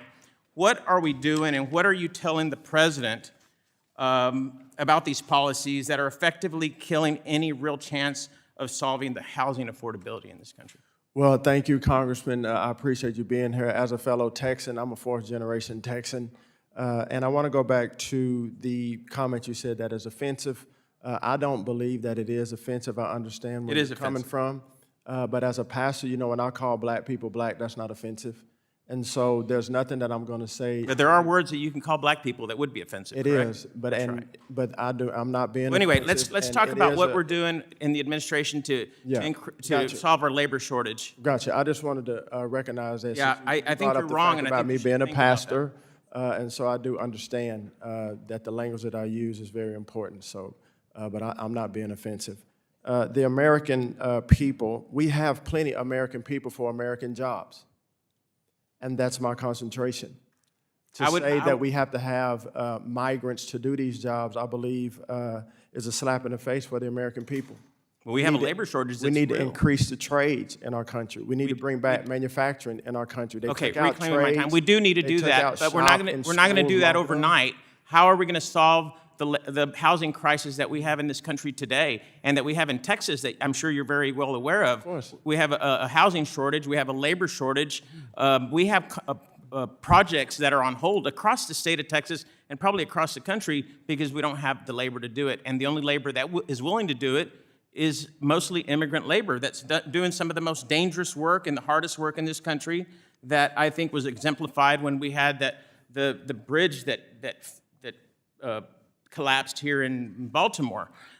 We really need to have a serious conversation on addressing the labor shortage for this country. These are Donald Trump supporters. These people voted for Trump. They thought he was going to help the country, and he's actually hurt them. Framing prices in my district have doubled this year alone because of the labor shortage. That's just the framing of it. You can keep on going. Carpentry, bricklaying, roofing, those are all immigrant labor forces that are handling most of that for the country, but especially in states, in the largest and and the fastest growing states like Texas, Florida, New York, California, and many other places in this country. This is a serious conversation that can only be addressed by you and this president, and I really hope y'all can do that. Thank you, sir. I appreciate that. I yield back. I think we're. Gentleman yields back. Chair recognizes another Texan, the Honorable Roger Williams, who's chair of the House Small Business Committee. Mr. Williams, you're recognized for 5 minutes. Thank you, Mr. Chairman, and hello to my friend and my church friend. Good to see you. Thanks Yes, for sir. being here, Mr. Secretary. In communities across the country, especially in districts like mine in Texas, and you know where that is in North Texas, housing is often built by small family-owned builders who operate on tight margins and rely on predictable timelines to stay afloat. These small businesses are deeply rooted in their communities, but do not have an army of lawyers or compliance officers to manage complex federal processes. So every added form, review, or delay increases financing costs and uncertainty. And for small builders, even modest delays can result in increased costs that jeopardize the future of the entire project. So, Mr. Secretary, how can HUD better tailor its programs so timing and compliance do not disproportionately harm small businesses? Well, thank you, sir, and it's good to see you as always. And I'll make sure that I tell Dr. Graham that I had the opportunity to speak with you today. You know, it's the regulatory environment that is crippling our small businesses, including builders, to work with localities, to work with mayors, to work with planning and zoning, to make sure that they take inventory of their regulations has been something I have been pushing and encouraging and traveling the state, traveling the country, and meeting with these leaders to take a look at their regulations and see how they can bring them down so that they can unleash innovative and creativity from our small business, our small builders around our country. And so I'm with you, and I agree with you on that. And it's a big push that we have to make. We can do what we can from the federal level, and we are doing that from HUD, as I said before, and taking down the affirmatively furthering fair housing rule, restoring local control. And so I think the two working together as a whole of a government is how we can unleash and help small businesses. In smaller and rural communities, community banks and local leaders are the primary source for financing housing projects. Now, these institutions know their communities best. They work closely with local builders and play an essential role in getting housing projects off the ground. However, when federal housing programs become too complex or uncertain, that complexity can affect whether local lenders are willing to participate in a project at all. So, Mr. Secretary, could you elaborate on how reducing federal complexity regulations could make housing projects more attractive to community banks and to local lenders? Oh, yes, sir. I think that anything that we can take that's burdensome or duplicative as it pertains to this is something that can help our local community banks. And if you have ideas, sir, things that you're working on, please bring them to us. We'll be happy to work with you and your team on that. We're reducing a lot of regulations and Yes, sir. SBA, et cetera, is doing some good things. Many of HUD's core housing projects were designed decades ago for a very different housing market than we have today. And while construction costs, financing, and building methods have changed, many federal requirements have stayed the same. Now, this is why the Housing for the 21st Century Act take necessary approach to modernizing outdated programs, cutting unnecessary red tape, and restoring flexibility for states, local governments, and housing providers. So my last question to you, Mr. Secretary, is can you explain why modernizing HUD's statutory framework is critical to increasing housing supply today? Oh, yes, sir. I mean, when you talk about manufactured housing codes and you talk about different codes across the agency, anytime we can modernize those and streamline those, the efficiency is better, the cost is down, which both of those things help and impact the housing affordability issue that we have going on in our country. Well, thank you, and do say hello to Pastor Jack Graham. Appreciate it. And I yield my time back, Mr. Chairman. Gentleman yields back. Chair recognizes another Texan, the Honorable Mr. Green of Houston, Texas, who's the ranking member on our Oversight and Investigation Subcommittee. Mr. Green, you're recognized for 5 minutes. Thank you, Mr. Chairman. I thank the ranking member as well. Thank the witness for appearing today. Mr. Secretary, do you believe that racism exists in housing? Could you repeat that, sir? Do you believe that racism exists in housing? Sir, what I believe is that to achieve the American dream of home ownership in our country, there's a lot of barriers to that. Is racism one of those barriers, Mr. Secretary? I believe in Mr. Secretary. helping people to achieve the American dream. Mr. Sir, Secretary, I appreciate your comments. Excuse me, I appreciate your comments about the American dream, Mr. Secretary, but we're talking about racism right now. Racism. Let me just read something to you. The National Fair Housing Alliance has condemned the administration, and they've done so because some 400 employees received notice that they were going to be fired. And this is something that dates back to the 15th of October, 2025. Do you know how many employees have been fired at HUD, Mr. Secretary? Yes, sir. How many? Well, we gave employees. How many were fired, if you would, please? About 2,400 people took the DRP, sir. How many were fired? 2,400 took the DRP. How many were fired? They were all voluntary. I see. Okay, and how many were fired from the area that deals with fair housing and equal opportunity? How many from that area? Sir, I can get those exact numbers for you, but I know 2,400 people took the DRP. Mm-hmm. This indication that I have indicates that the administration is completely destroying the federal government's capacity to address housing discrimination. That's why I asked you about racism. Racism is pretty important, still happening in this country. And we need a HUD secretary that realizes this and is not afraid to say it on national TV at prime time. Do you have some consternation about saying that racism exists in housing? Sir, I don't have any consternation. Okay, well then tell me what are you doing to enforce? Tell me what are you doing to help us prevent people from discriminating when it comes to housing and persons wanting to acquire a house or a home? Yes, sir. What are you doing? I'll repeat this. I have no consternation. Okay, you have no consternation, but tell me what you're doing now. That's kind of important. What are you doing? Sir. Thank you, Mr. Green. So what we're doing is investigating real discrimination and not phantom discrimination. And that's my job as a Okay, HUD. how are you doing it? We have a great staff. We have a great staff at FHEO. Okay, but tell me, how are you doing? What are they doing to investigate it? What methodology are they utilizing? We're upholding the Fair Housing Act, sir. What every single day. methodology are they utilizing? Are you familiar with something called testing, Mr. Secretary? Sir, repeat that, please. Testing. Testing? Testing. Yes. Okay, well, tell me what's happening with testing. As it pertains to, Fair housing. sir, could you be more clear for me, please? You're the Secretary of HUD. I know it. You're not aware that there's something called testing? Excuse me, sir. Could we get that gentleman to testify, Mr. Chairman? Yeah, the one FIP that he just grants. spoke Yes, to? sir. Well, So you went from discrimination to FIP grants. okay, well, tell me what you're doing in the area of testing. Sir, our Office of Fair Housing and Equal Opportunity are carrying out their mission and their fiduciary responsibility every single What day. are you doing in the area of, how many people have you tested? How many, give me the percentage of people that have been tested. I can get that number for you, sir. Okay. I'm happy to do it. Okay, and tell me how would they perform a test? I can get that for you, No, sir. no, no. How would a test, this is something you would know because this is the methodology, the means by which testing is done. So I'm asking you now to let the world know that you understand this process. How is testing performed? Mr. Chairman, looks like we need to take a moment for the Secretary. Yeah, Can you sir. take this off of my time, please? Mr. Green, we have a whole office that does that. Okay, well, tell me, how do they do And it? this time that we have, we don't have time to walk through the methodology. of Yes, our yes, you do. This is my time. You've got time because I say so. How do they do it? I understand, sir. We're How, happy to how get do back to they you do on it? that. You do not know. Listen, if you're the Secretary of HUD and there's fair housing discrimination taking place, then you should know what testing is. Sir, I do know what testing is. Okay, well then how is it performed? In our offices, we are going Okay, let me after end with this. real discrimination. I have to, sir, it's my not time, I random reclaim my discrimination. time. Thank you very much.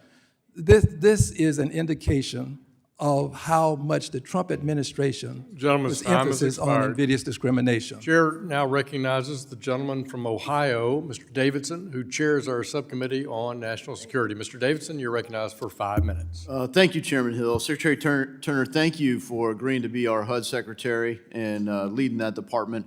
I want to start by recognizing that reforms you've already begun, refocusing the department on its core mission, cutting waste, rolling back misguided Biden-era regulations, and putting taxpayers and residents first. This is a welcome course correction after years when HUD's bureaucracy expanded while accountability and housing conditions deteriorated. The scale of mismanagement you inherited is enormous. I mean, they called the NYCHA bust one of the largest fraud cases in American history. HUD's Inspector General identified more than 33,000 life-threatening deficiencies in public housing requiring immediate correction, thousands of which were never resolved or even certified as fixed.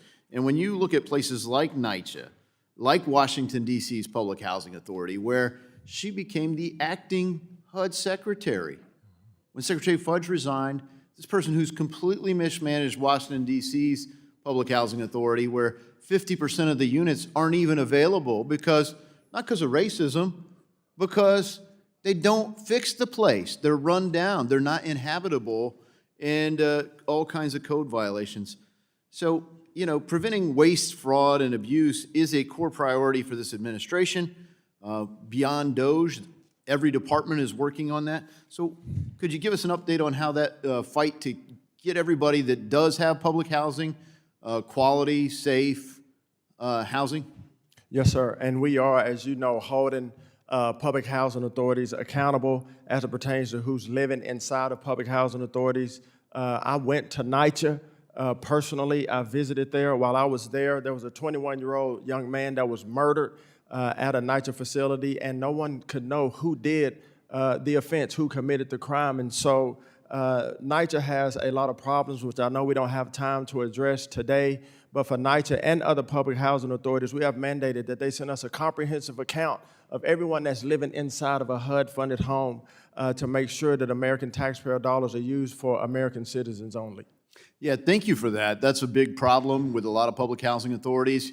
You know, we don't necessarily have a problem in Ohio where the state government decided intentionally to include illegals in our safety net. but some states do. We were seeing that in Minnesota. And, I will say that, cracking down on scam centers, which is what we do in the national security illicit finance lane, not a hint of partisanship unless the scam center happens to be like a Somali daycare or something like that. So hopefully that too will be bipartisan and will cut down on the fraud, waste, and abuse. When you look at public housing authorities, do you know, or could you get to me, how many are currently in receivership? Because you have local communities, whether it's, Toledo, Dayton, Cincinnati, Columbus, Akron, Cleveland, all over Ohio. And it doesn't get the news that Washington, D.C. and, NYCHA does. But in Middletown, Ohio, we have problems with public housing. So could you give me a list of all the ones that are in receivership? Yes, sir, we'll get that to you. In terms of what kind of legislation could we do right now that would help you be better equipped to do your job? I think about 30 major programs in the I've got a bill that I was working on with Mr. Cleaver, with Secretary Fudge, that would help reauthorize some of these programs and streamline them. I wanted to get 2 Republicans and 2 Democrats together and make it so you can't just completely eliminate the spending, but you also can't launch more free stuff for more people. So you put the guardrails around, so even if they did agree, they can't do it. But you could refine it and deal with things like benefit cliffs and standard definitions of, means tested. We got 3 or 4 different definitions. We got multiple definitions for work requirements. But one of the fundamental problems, you have lots of these programs that in Congress aren't even reauthorized. Now, the appropriators cut the checks, so at some level that gives you the ability to do it. But is there a way that we could be helpful to you as you go and tackle these challenges? Yes, sir. And, working with Congress and working with the members of this committee and your team, from a legislative standpoint, we're happy to do that. So thank you for asking that. We'll do what we do from HUD, but legislation often does help us as we go forward with our mission. Yeah, thank you for doing it. And as I say, hopefully we'll be a good resource for you and wish you great success. I yield back. Gentleman yields back. The gentleman from New York, Mr. Torres, you're recognized for 5 minutes. Thank you, Mr. Chair. Mr. Secretary, what is the estimated capital need of the New York City Housing Authority's public housing stock? The estimated capital need of their public housing stock? In New York City. Well, I know they have about 597,000 units as we speak. What's the estimated capital need? What would it take to bring the New York City Housing Authority's public housing stock into a state of good repair? That's a great question, sir. I can get that answer for you, but what I do know, what I have been The answer is 80 billion. The answer is 80 about billion. 250 million in 80 arrears billion. already. How much annual Sorry, sir, capital can you repeat funding? that? Sir, let me ask my question. Okay. How much annual capital funding does NYCHA receive from HUD? I'll get that for you, sir. It's around $700 to $800 million per year. Okay. And so at a rate of $800 million a year, how long would it take to address an $80 billion capital need? I'll give you your hint. It's 80 billion divided by 800 million. Sir, I was writing down a note. I'm sorry for the delay. So at current funding levels, it would take a century to address the capital need at the New York City Housing Authority. I understand. Do you believe that an annual appropriation of 800 million is sufficient to address a capital need of $80 billion? What I do believe is $800 million a year is sufficient to take care of the needs that NYCHA has. What I need NYCHA to do is to be better You think 800 million is sufficient to address a capital need of 80 It's billion? sufficient to carry out the job they need. Do you believe 100 years? Let me finish my question. Do you believe 100 years is a reasonable timeline to bring public housing into a state of good repair for hundreds of thousands of New Yorkers? Again, what I'm going to say is this. The funds that NYCHA has, it's not a funding issue, sir. It's a stewardship issue. NYCHA's about $250 million in arrears already. Right, $800 million in annual funding for an $80 billion capital It's need. not about the money, sir, that they get. It's not about the amount. It's about the management of it. I mean, 100 years is a long time. I mean, it makes a 50-year mortgage look like a short-term commitment, and that 100-year estimate understates the true depth of the crisis because the capital need, as you know, is not static. Buildings continue to age, systems continue to fail, deferred maintenance compounds over time, all while HUD remains content to keep public housing in a state of demolition by neglect.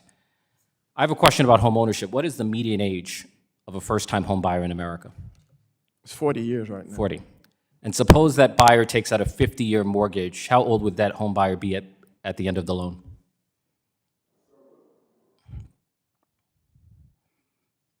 I'm a first-time home buyer at 40 years old. Yep. Mr. Penn, make sure his microphone's working. Could we stop the clock, please? Divine intervention? Just a moment, Mr. Torres, just a quick check on the mic. Your time is...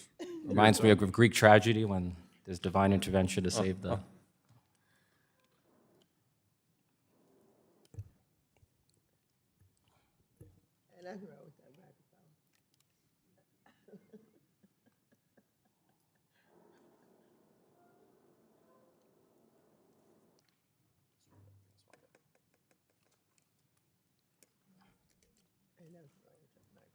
That's clever.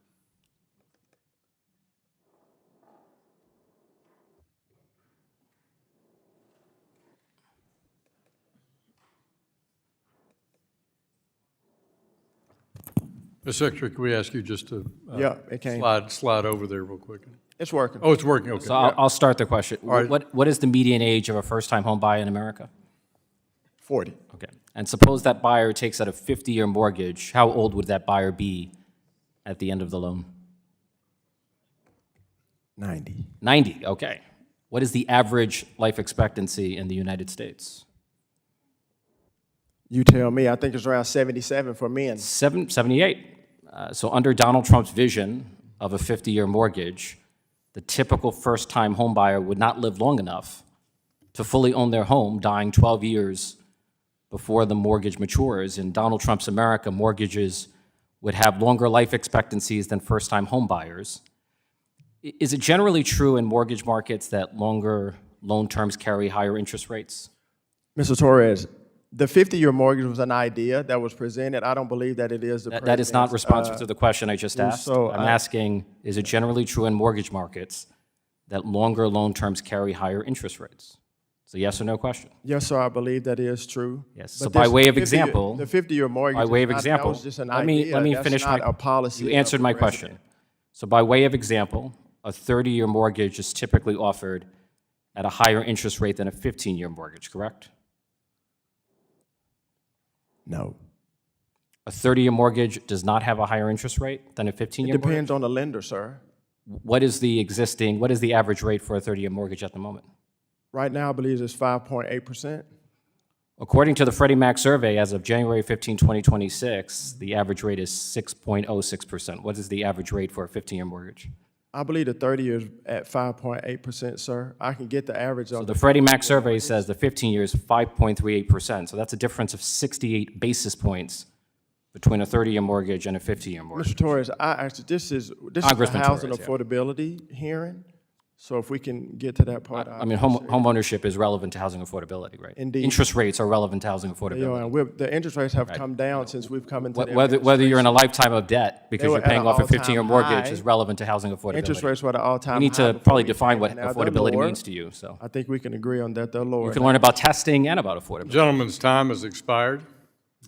Gentleman from Tennessee, Mr. Rose, you're recognized for 5 minutes. Thank you, Chairman Hill, and thank you, Ranking Member Waters, for holding this important hearing, and thank you to Secretary Turner for being here with us today.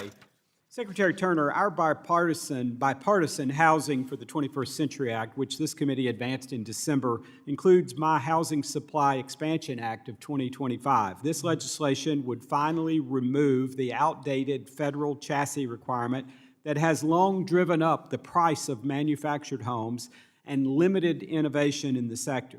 You and I have spoken about this. You spent 9 seasons in the NFL, so you know how one bad rule can handcuff good teams. The federal requirement for a permanent chassis is a bit like the NFL's new onside kick rules. Everyone knows they don't work. They were meant to improve safety, but now teams have almost no chance of recovering the ball. You can imagine the frustration. Coaches still have creative ideas, players still have the skill, but the rule book itself makes success almost impossible.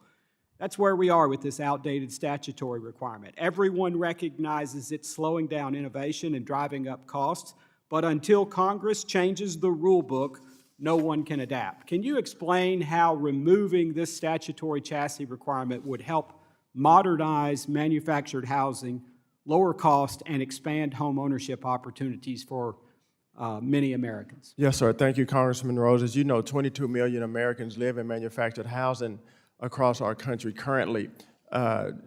Removing this permanent chassis rule will help in the flexibility and the efficiency of building manufactured housing, which will be a great help in making up the gap in affordable housing in our country. It will streamline the process. It'll make building more efficient, cheaper, and get to market quicker.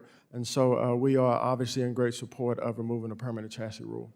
Thank you. I hope we can get that across the finish line along with all of the other great ideas that were a part of that legislation. Secretary Turner, and I hope the Senate will get off their butts, as I've been saying recently, and get that legislation across the finish line. Secretary Turner, while modernizing the chassis standards is a crucial step, manufactured housing's potential goes far beyond that single issue. After 4 years of the Biden administration's failed housing policies, families across the country are still struggling with sky-high costs and limited options to achieve home ownership. Could you speak more broadly about the role manufactured housing can play in expanding access to affordable home ownership? Yes, sir. You know, when you think about a manufactured housing, it's not the model, the mobile homes of old. Manufactured housing today is very modern, very well built, has extra great amenities. We had our innovative housing showcase here on the National Mall, which you know, sir, and so many people came and showed creative ideas when it pertains to manufactured housing. When you build manufactured housing, it also is cost efficient. It costs less to build, almost half the price of a single-family house as we know it in our country today. And so this gives opportunity to more Americans to become homeowners. And so I believe that the manufactured housing industry plays a big role in addressing this housing affordability issue in our country. Thank you. Could not agree more. Secretary Turner, under the Biden administration, HUD imposed mandatory minimum energy efficiency standards for multifamily housing that would have added significant construction costs without meaningful benefits. You've delayed implementation and are reviewing whether to rescind these requirements altogether. How much will eliminating these unnecessary Biden-era energy mandates reduce construction costs and help increase affordable housing production? Well, yes, sir. Anything we can do to take down the cost of building multifamily or single-family construction will help us in this housing affordability issue. These energy standards, many builders today and developers are already building towards these energy standards, so it's a duplicative process, which is very burdensome. It adds about $30,000 per project or per house is being built, and so taking this down is something that's going to help us to reduce the cost and increase the supply of housing in our country. Thank you, Secretary. And I really appreciate our recent conversation, and I've been impressed thus far with the actions you've taken to support homeowners and communities across the country. I'm eager to show you the impact of HUD's work in Tennessee's 6th Congressional District. Scheduling permitting, would you be willing to visit my district and meet with local stakeholders, tour housing projects, and discuss ways HUDs can better serve our communities in Tennessee's 6th District? So thank you, Congressman Rose, for that invitation. I really appreciate it. Thank you. With that, Mr. Chairman, I yield back. Gentleman yields back. Chair recognizes the gentlewoman from Massachusetts. Ms. Presley, you're recognized for 5 minutes. Thank you, Mr. Chair.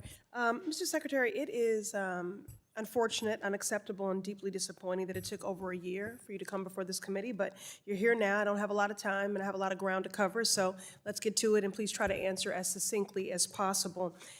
Since Donald Trump came into office, how many people at HUD, Mr. Secretary, have been fired, laid off, or otherwise left the agency? Just the total number, please. Ma'am, about 2,400 people took the DRP. I'm sorry. The total number at HUD who have been fired, laid off, or otherwise left the agency? Yes, ma'am. 2,400 people voluntarily took the DRP. That's complete. Okay, you're not answering the question. I'm going to reclaim my time, so I will just tell you. Okay. The point is, when you take a hatchet to the infrastructure of our federal government. It is a tremendous disservice, not only to those dedicated, hardworking employees, those patriots who could have gone anywhere with their talents, but they loved their country and they wanted to be in service to their country. It is incredibly disruptive to their livelihoods and their lives. It is not efficient because it is a disservice to the people and the communities that they serve. People like in my district, the Massachusetts 7th, Claire Bergstresser, who was fired from the HUD Region 1 office, which devastated her, but it means that the good work that she was doing is going undone. So these firings, these unlawful firings, greatly reduce HUD's ability to fulfill its mission. So let me just build on that a little bit. On that note, Secretary Turner, for the record, can you tell us what is HUD's mission statement? To provide access to quality, affordable, safe housing, and to give access to people to achieve the American dream of home ownership, ma'am, is our mission at HUD. Let me read it word for word. The mission is to create strong, sustainable, inclusive communities and quality, affordable homes for all. That is the mission of the Department of Housing and Urban Development. Now, I don't have any evidence that you actually know the mission statement because it seems you're actively undermining it. Since taking office, you have failed at sustainability and paying attention to the impact of the climate crisis and extreme temperatures. You have failed at inclusion. Again, this is the mission statement, by gutting the Fair Housing Office that fights against discrimination. And you are failing at addressing the affordability crisis. So if you have even a modicum of understanding of the mission statement, I'm not sure why you are actively undermining it. But I'll go on. Donald Trump said that the affordability crisis is a hoax. As a Secretary of Housing, do you believe there is a housing affordability crisis? Just yes or no in the interest of time. There is a housing affordability issue in our country, yes, ma'am. Okay. And the president believes that as well. No, he said it was a hoax. The president believes Don't that push as well. propaganda. As you see, Donald Trump said the housing affordability crisis is a hoax, and that proves he is as taking bold clueless. Steps. He is as clueless about what is happening with the American people I wouldn't say as that he is he's cruel. clueless. He's not He is as clueless. clueless as he. Let me move on. He's Reclaiming my well-informed. time. Reclaiming my time. There is an affordability crisis.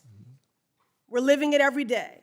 The median age for first-time home buyers is 40 years old. We're pricing out young people. And I believe your department is completely unaware of the fact that people in their twilight years who have given so much to this country, we have a gray wave of homelessness that your agency is ignoring of our elders. Now look at your Senate confirmation here. You talked about your football career and how you would often watch the film of your games to see what you're actually doing well. I have seen this film, and you are failing.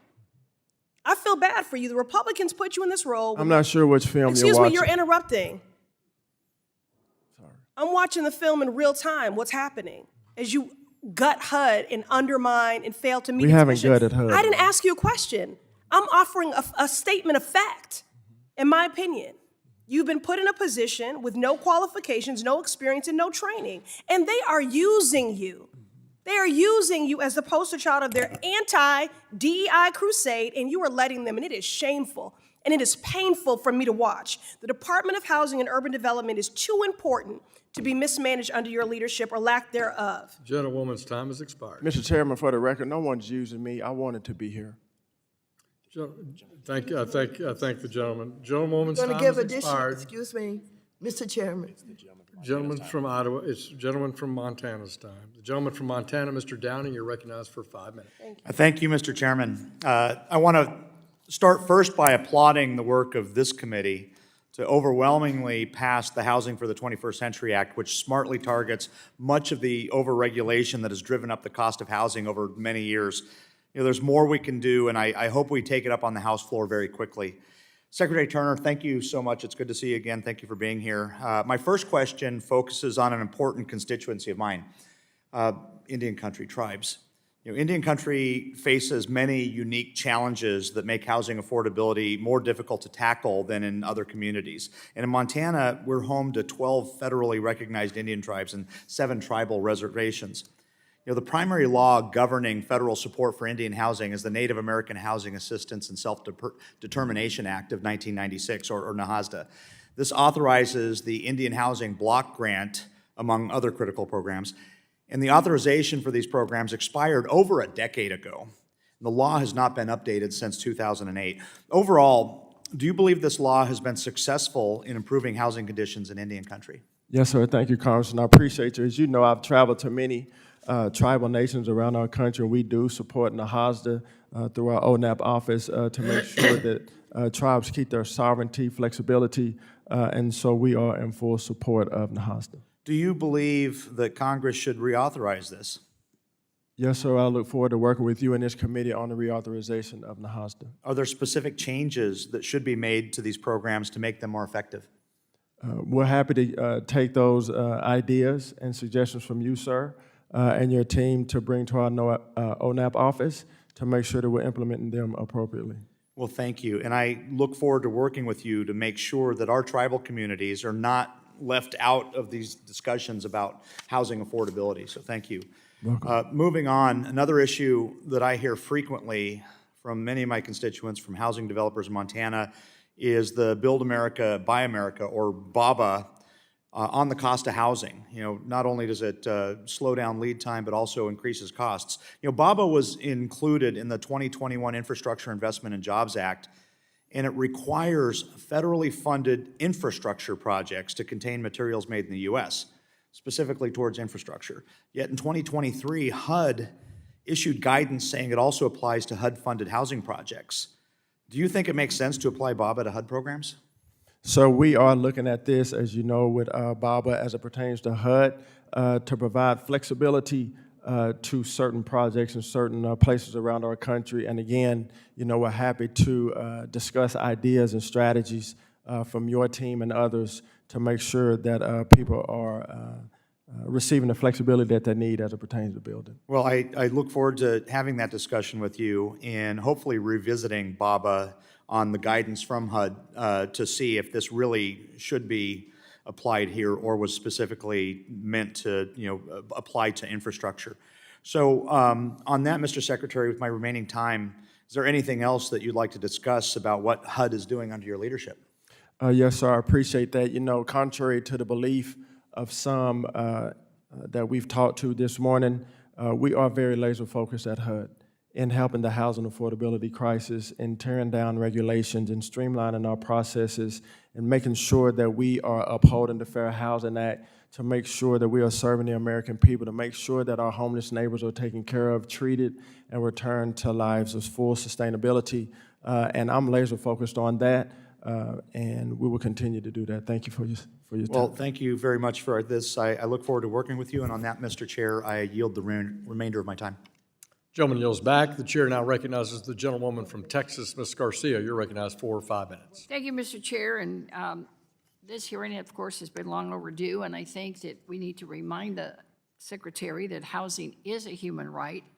When you have a roof over your head, you have space for things. You have space for your family and those around you. To begin with, I also want to remind the Secretary of some of the things that HUD has done. Countless staff members and public servants who run important housing programs have been terminated. Multiple pending investigations, including fair housing and civil rights enforcement actions, have been paused or delayed. The equal access rule is being undermined, leaving women, children, LGBTQ plus individuals, and others most vulnerable to discrimination. You, Mr. Secretary, also reportedly allowed DOJ to gain undeterred access to personal identifiable information. And most recently, you announced a notice of proposed rulemaking, which proposes to significantly weaken disparate impact. Mr. Turner, I am just completely baffled by your non-answers in avoiding of any of the comments and questions that some of my colleagues have answered. I'm a former judge. I have listened to many, many witnesses, and I frankly have never seen a witness so evasive and frankly, in some cases, disrespectful to the person asking the question. I think that's beneath your office, and I'm so frustrated that I know I'm going to ask you a question that you're probably not going to answer, but I'm going to ask you anyway. How in the world do you really think that immigration impacts housing supply and drives up costs. Is that one of these phantom theories you keep talking about? No, ma'am, it's not a phantom theory. Well, name some facts. It's data. Tell me the facts to support your theory. Yes, ma'am. So out of the millions of undocumented, unchecked, and unvetted people that came across our border, 59% of these families use one or more of the welfare programs Well, in this country. tell me the basis of that comment. It What is the cost fact us behind that? No, $42 tell me, billion give me your a year. source, sir. All of these things seem to be coming out of the book of Trump lies. Ma'am, everyone and is myths. talking about data. So I'm so Everyone is talking frustrated about with you, sir. You're reports, not going and to I'm answer doing my the same question. thing. Let's just move on, all right? And let's move on by yielding the rest of my time to my ranking member, Waters. Thank you very much. I'd like to know, last year, you cut 780 staff, and your 2026 budget proposed cutting $34 billion by eliminating entire housing programs like home, CDBG, housing counseling, all rental assistance and funding for the homeless. Is that correct? Ma'am, 2,400 people at I HUD didn't took ask the about, I voluntary don't want to ask DRP. about, I don't ask about any voluntary 2,400 people who left. How many people did you and Elon Musk fire? 2,400 people took the DRP. Did ma'am. Elon Musk come to your agency? Did you work with him on the interviews that he did and the firing that he did? Ma'am, Elon Musk was not allowed to do any firing at HUD. I didn't 2,400 ask you people that. took the I DRP. asked you if he came to your agency and assisted in the firing of some of the 780 people. Anyhow, you're not going to answer that, but let me just ask you, when I compare that, you got to move to a new location, is that right? Yes. Do you have a private gym for you and your family in that construction? No, ma'am. Who is it for? The HUD family. Are you saying that your personal family will not be allowed to use the gym? You're misconstruing a rumor. The gym is not for my I want to know personal whether or family. not It's for a you HUD have family. reclaiming my time. I want to know whether or not you have indicated that it must be for your private family also. No. Thank you very much. And I want to understand some of this construction. Do you have your own private elevator? I have an elevator at Do HUD you have right your now. own private elevator designed for this building? No, ma'am. Thank you very much. I also want to know, do you have a new expansive dining room that you have helped to design that you would like to have? No, ma'am. My current office has a dining room in it already. I didn't ask about your current office. I asked about the new office. You're very clever in the way that you try and... No, ma'am. Reclaiming my time. There's no Can't say dining room. anything. Reclaiming my time. Don't speak when I'm speaking. The gentleman from Texas's time has expired. The chair now recognizes the gentleman from South Carolina. Mr. Timmons, you're recognized for 5 minutes. Thank you, Mr. Chairman. I thank the Secretary for being here today. Let's start by clearing up some things that were just talked about. Mr. Secretary, if 8 million people entered this country illegally in 2024 and we only brought 2 million houses online, is that going to increase the cost of housing? Yes. Okay. So the Biden administration had unbridled illegal immigration. Tens of millions of people entered this country, and we were unable to keep up with the housing supply, which caused prices to go up. Not to mention the fact that the Democrats spent $7 trillion during COVID, which caused inflation, which caused interest rates to go up.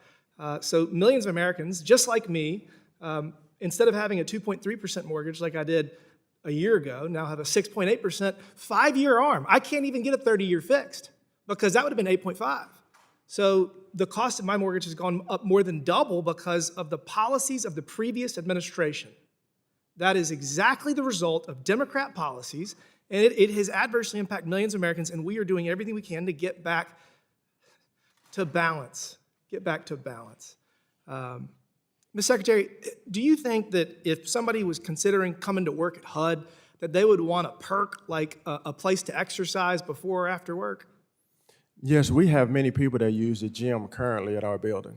You know, it's crazy. Congress actually has one of those too. We have a staff gym, we have a members gym, House and Senate side. So it's almost like exercise is important and it's something that people expect. And so I appreciate that you have provided that for your federal employees. I think it's very appropriate. Yeah, I think good health care is good. You know, it's amazing how people will take rumors and run with them. Our HUD family has a gym right now. In our new building, our HUD family will have a gym. And I believe that's a tremendous asset for our people, healthy body, healthy mind, productive work. I love it. I'm going to go to my prepared remarks now. Thank you. The time of today's hearing could not be more important, as both the House and the Senate work to advance serious housing packages aimed at addressing housing affordability for the first time in my congressional career. Your insight is both timely and greatly appreciated. I also want to thank you and your team for carrying out the President's agenda by modernizing outdated programs and lowering barriers to local investment in housing. Communities across the country rely on HUD not only to address long-term housing affordability, but also to help families recover when disaster strikes. In my district, in the upstate of South Carolina, Hurricane Helene caused significant damage to homes and infrastructure. Families and local leaders are still working to rebuild in many situations. Effective disaster recovery depends on getting the policy environment right. When federal programs are overly complex or slow to deploy, rebuilding is delayed and communities are left waiting far too long for help. Simplifying requirements, improving transparency, and providing greater flexibility can make a real difference for states and local governments working to deliver assistance quickly and responsibly.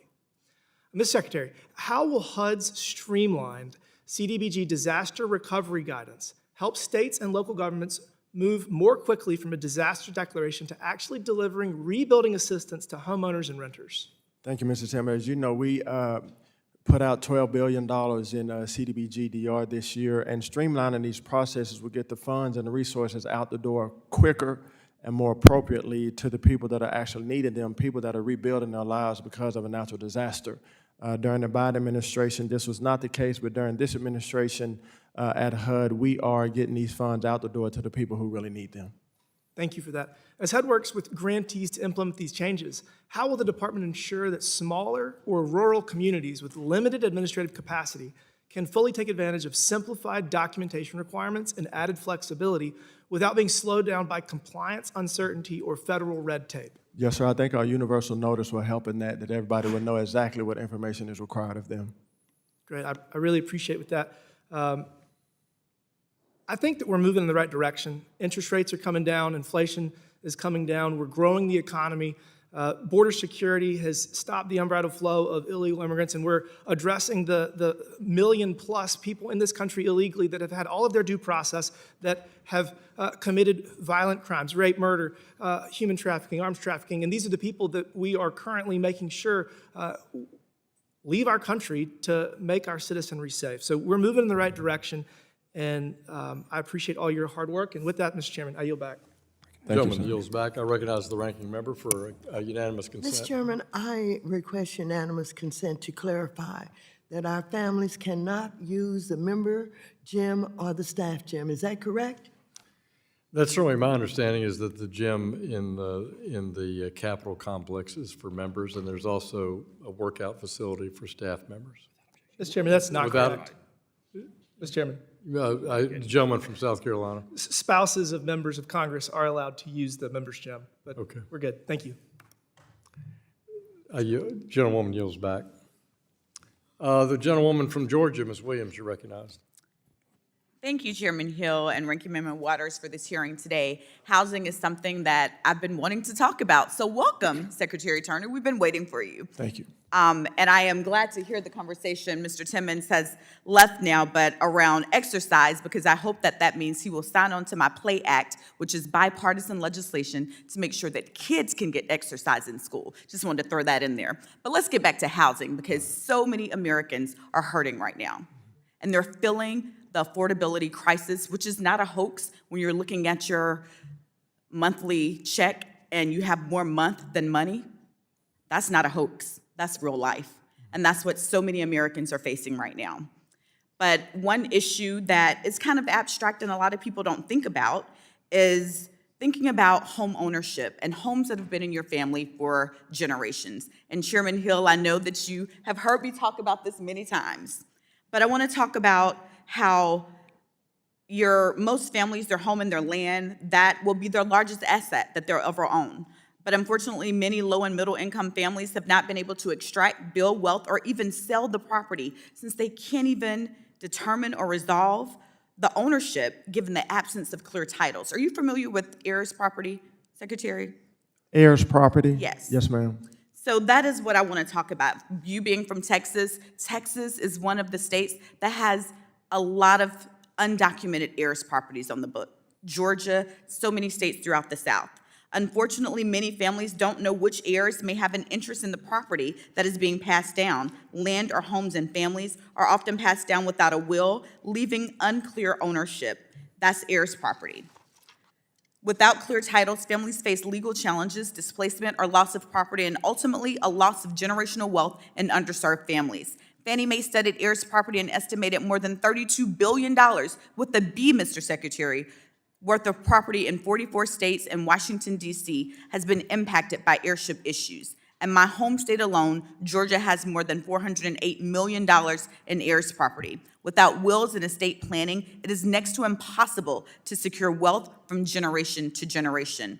Secretary Turner, understanding that these tangled titles can be extremely complicated to sort out, what steps has HUD taken under your leadership to protect home ownership and the realization of wealth building for families that own heirs properties? Yes, ma'am, thank you. I believe that, as I said before, achieving the dream of home ownership is a great priority of ours.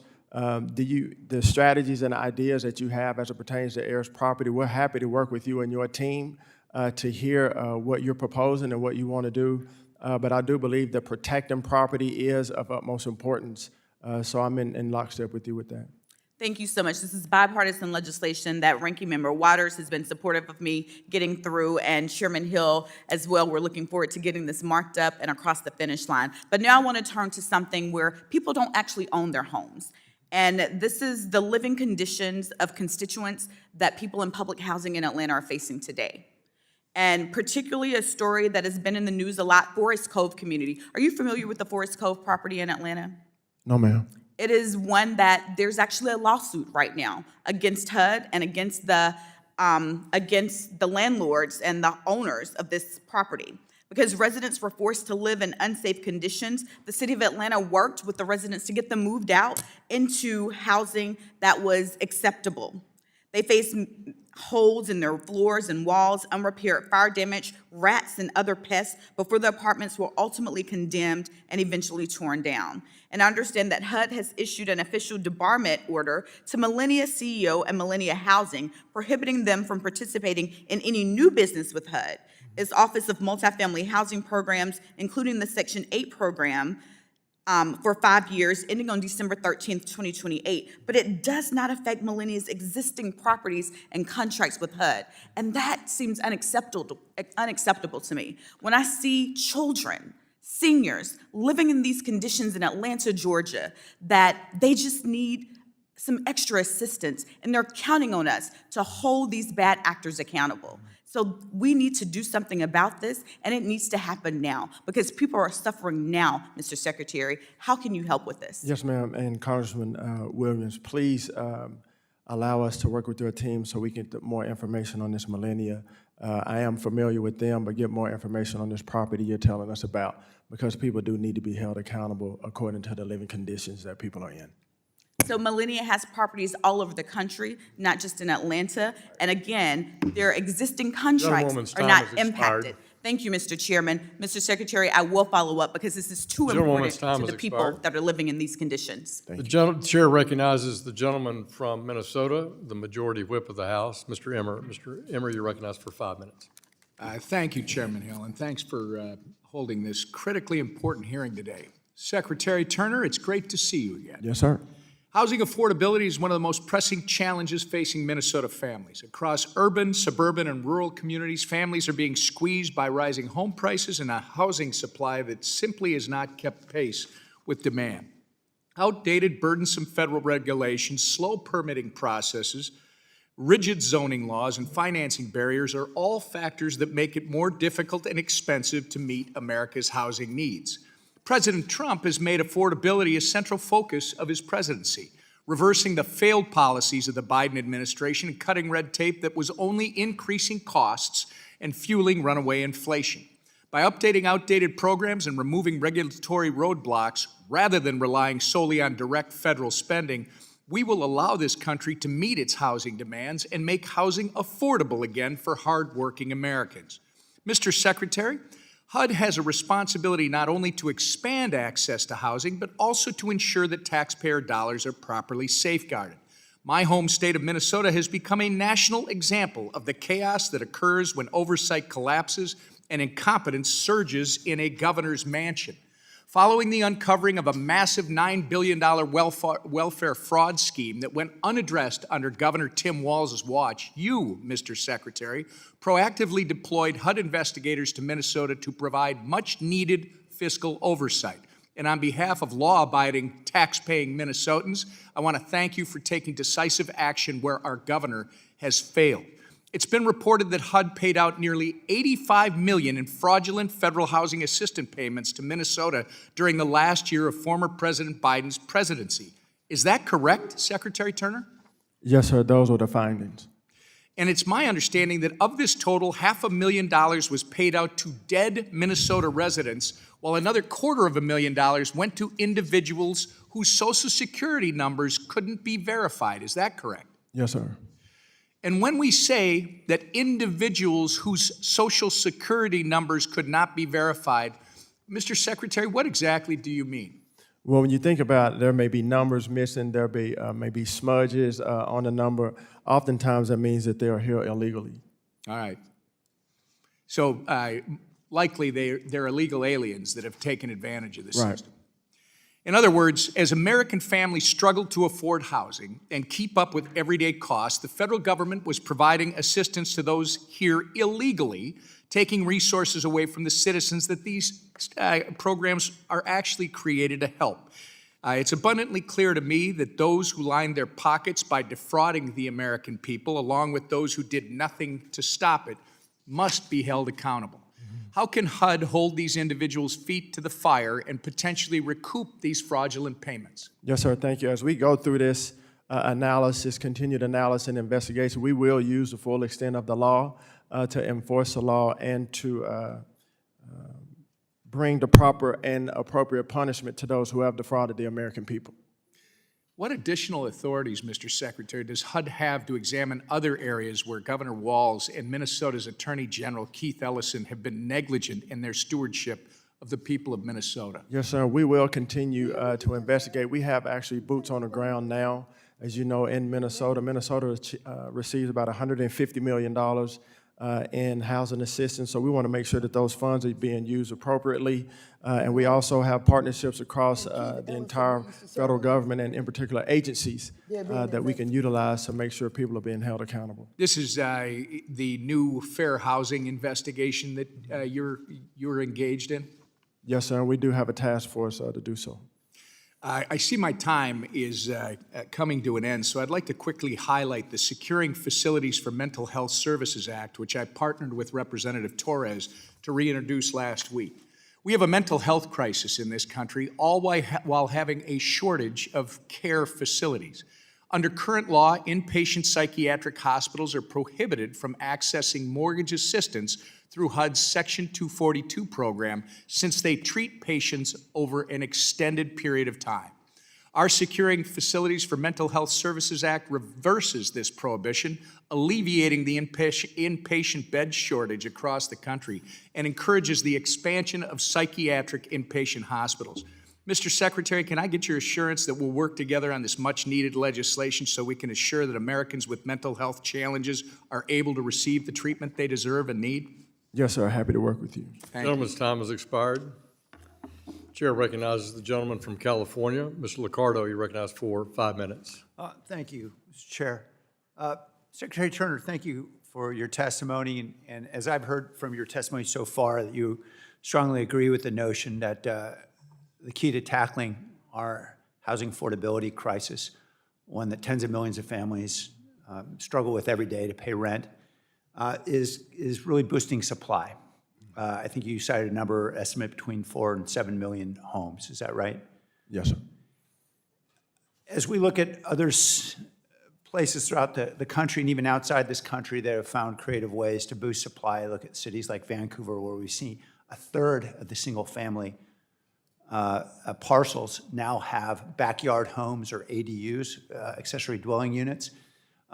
We in the city of San Jose, where I was mayor, attempted to tackle this one aspect of this challenge by helping more homeowners become home providers, by streamlining the permitting process, working with some folks in the private sector who were building prefabricated modular units, enabling homeowners to get a permit in a day by going online. And we found a dramatic expansion of interest from homeowners. We went from about 15 permits a year that were issued for those kinds of accessory dwelling units, backyard homes, to more than 800 within just a couple of years. Do you agree that this might be a useful focus area for us as we're trying to expand housing supply in various ways? Yes, sir. We have had many conversations about the ADUs from a HUD standpoint and providing flexibility with that. I think we like that if the ADUs are attached and not detached and that they're not too prescriptive, that we can support this. But happy to hear from you and your team. I know our team has been talking about this in our housing office. Well, I appreciate that and that interest. What we found in the city of San Jose was that although we were seeing a huge increase in the number of permits that homeowners were getting, we would go back after a couple of years to figure out if the units were actually getting built, and maybe only, and this is anecdotal, roughly half the folks that we were surveying were saying they were actually getting units built because they couldn't get financing. A lot of modest income homeowners couldn't get a bank to lend to them.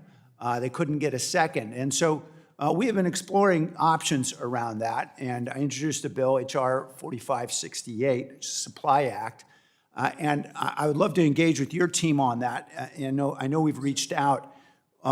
The concern, of course, is how we can, without any cost to the taxpayers, be able to enable FHA-insured second loans to be able to expand opportunities for homeowners to become home providers. Is that something that your team would be willing to work with us on? Yeah, so we're happy to look at that, as you said. Anytime, our number one deal is to make sure the FHA is secure, make sure it's solvent, make sure we're not disrupting the housing market, as you know. But happy to explore these ideas with you and your team, sir. I appreciate that concern. I understand that in December of last year, they looked at the FHA's insurance fund cap ratio, which I understand is legally required to be 2%. It's now nearly 11.5%. So that insurance fund is in pretty good shape. Is that fair to say? It is. Okay, that's good news. So I think there's opportunity for us to look at these kinds of innovative approaches. Last area I just wanted to explore, I appreciate that the new markets tax credit is now permanent. I think that was important and one of the few things in H.R. 1 that I supported. And I appreciate the intention and efforts of the opportunity zones to revitalize development and ultimately jobs and opportunities in many low-income communities. But as you know, many downtowns in large cities throughout the country actually don't qualify. They don't have the census tracts within those downtowns to be able to use new market tax credits or opportunity zones. Right. And given the very high rate of office vacancy we have right now, more than 19% throughout the country, do you agree that there might need to be opportunities for us to find ways to convert some of that vacant office space to housing, even outside of those opportunity zones? Opportunity zones, as you said, have been very impactful in our country as it pertains to revitalizing communities and building new housing, creating new jobs. This idea of turning commercial spots into housing is something that I have heard of, something I have talked about with us, and I think it's something that we need to explore. I have heard that it's not as many people that utilize commercial to turn them in to housing, but it doesn't mean that we cannot do it, but happy to talk about that, sir. I look forward to that. Thank you. Chair recognizes the gentleman from Wisconsin, Mr. Stile, who's the chair of our Digital Assets, Financial Technology, and AI Subcommittee. Thank you very much, Mr. Chairman. Mr. Secretary, thank you for being here. Housing costs are a huge challenge. We've seen the prices go up. There's a good AEI study that shows we're at effectively 6 million in undersupply. And if you look at a supply and demand curve, we know we have to get the supply up in the United States to bring down housing costs. One of the biggest drivers of getting those costs down and increasing supply is the regulatory red tape. This committee has moved through, I think, transformative legislation in that regard. I want to come back to that at the end.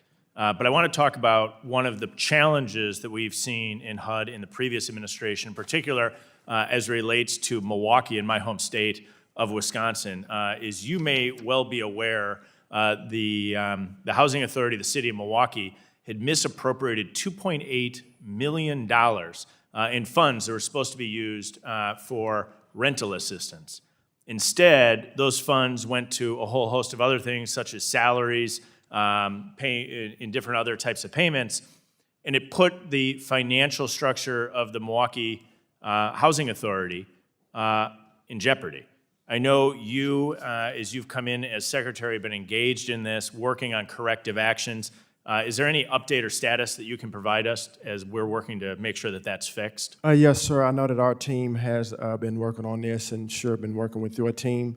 I'm happy to get you that updated real-time data as soon as we get done here, sir. I think that would be helpful. I think it's really important that we work to root out waste, fraud, and abuse. HUD, as you know, is an absolutely essential agency. We want it to work for those it was designed for, but not to be misappropriating those funds. So I appreciate that, and I look forward to that report. Yes, another comment before I try to close out on the regulation side. The Native American Housing Assistance and Self-Determination Act is up for reauthorization. That is a really big deal to Native American communities in my home state of Wisconsin. It's important to Native American communities across the United States. Are you committed to working with us in reauthorizing that program and making needed reforms to it? Yes, sir. You know, I have been in great support of our tribes across the country. I've traveled to many in the first Trump administration and this administration.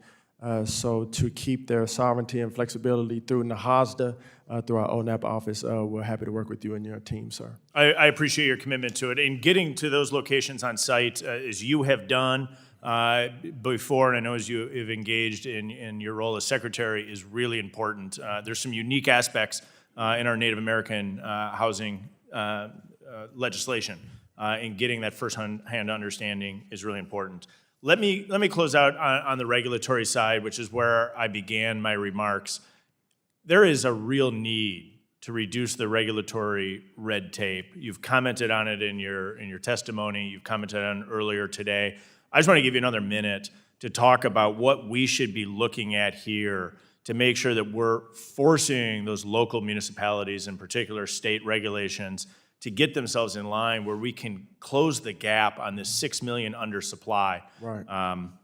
I'll yield to you for your additional comments on that. No, yes, sir. I mean, I don't have much to add to that. I would say, you know, the more that we have members of this committee talking to their constituents, talking to local leadership about removing the regulatory barriers to housing affordability, to building housing, the construction of housing, development of communities, and restoring that back to them. The more we can talk to them and encourage them and guide them through that, the better. And I believe as the regulatory environment comes down, the supply will go up and costs will come down so that more Americans can actually purchase a home. Getting that supply up is absolutely critical. In our final minute, you have a lot of background in opportunity zones.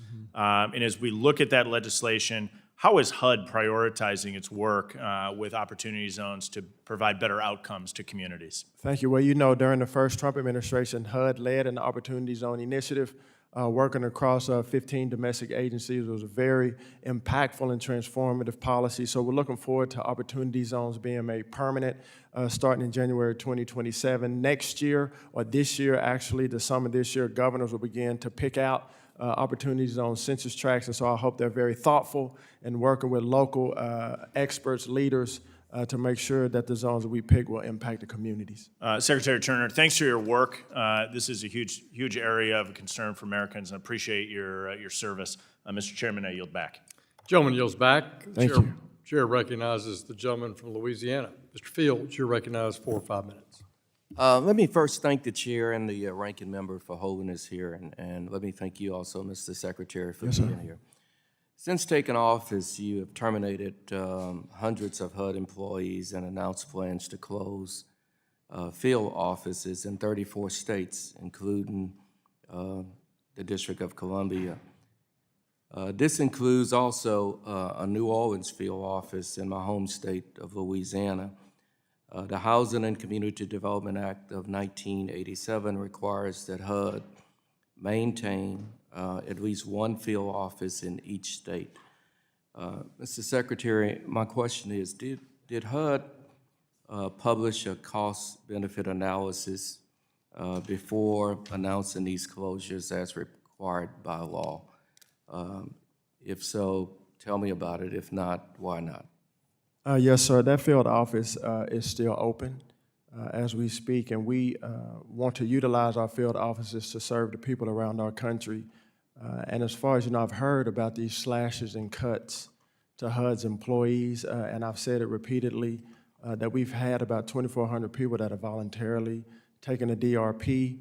We're very focused on our field offices and serving our constituents in all 10 regions around the country as it pertains to HUD, sir. Did you, according to law, you had to do a cost-benefit analysis? Did you do a cost-benefit analysis? Yes, sir. We have been following the law extensively. As I said, that field office and others are still open to serve the people of that district. And if you may, can you provide the chair and me a copy of that cost-benefit analysis? Yes, sir. Appreciate it.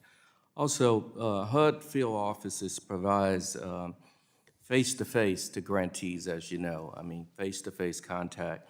And they also are responsible for enforcing federal statutes. So it's so important that we have these field offices. My next question is, on March 3rd, 2025, Ranking Member Waters, myself, and 122 House Democrats sent you a letter demanding transparency and about wrongful termination of staff, fund freezing, and DOJ involvement in HUD. That letter, to my knowledge, received no response. Why not? Congressman Fields, we will make sure that there was a response to that letter, sir, and we'll work with our team to get that to you if you have not received that. Yeah, and also on March 17, 2025, we sent another letter signed by 106 members of Congress about the fair housing enforcement. It took 10 months. Actually, you responded last Friday, right before this hearing. Do you think that HUD, is beyond oversight? No, sir, I don't believe that any agency is beyond oversight. Those letters that we sent to you as members of Congress, many of the members sit on this committee. Can you make sure that we have a response, that you respond to the ranking member of those to those letters that we sent to you to actually very pertinent questions about firing, about cuts? If you can get us a response to those letters as soon as possible, I would appreciate it. This time, as chairman, I yield the remaining time to the ranking member.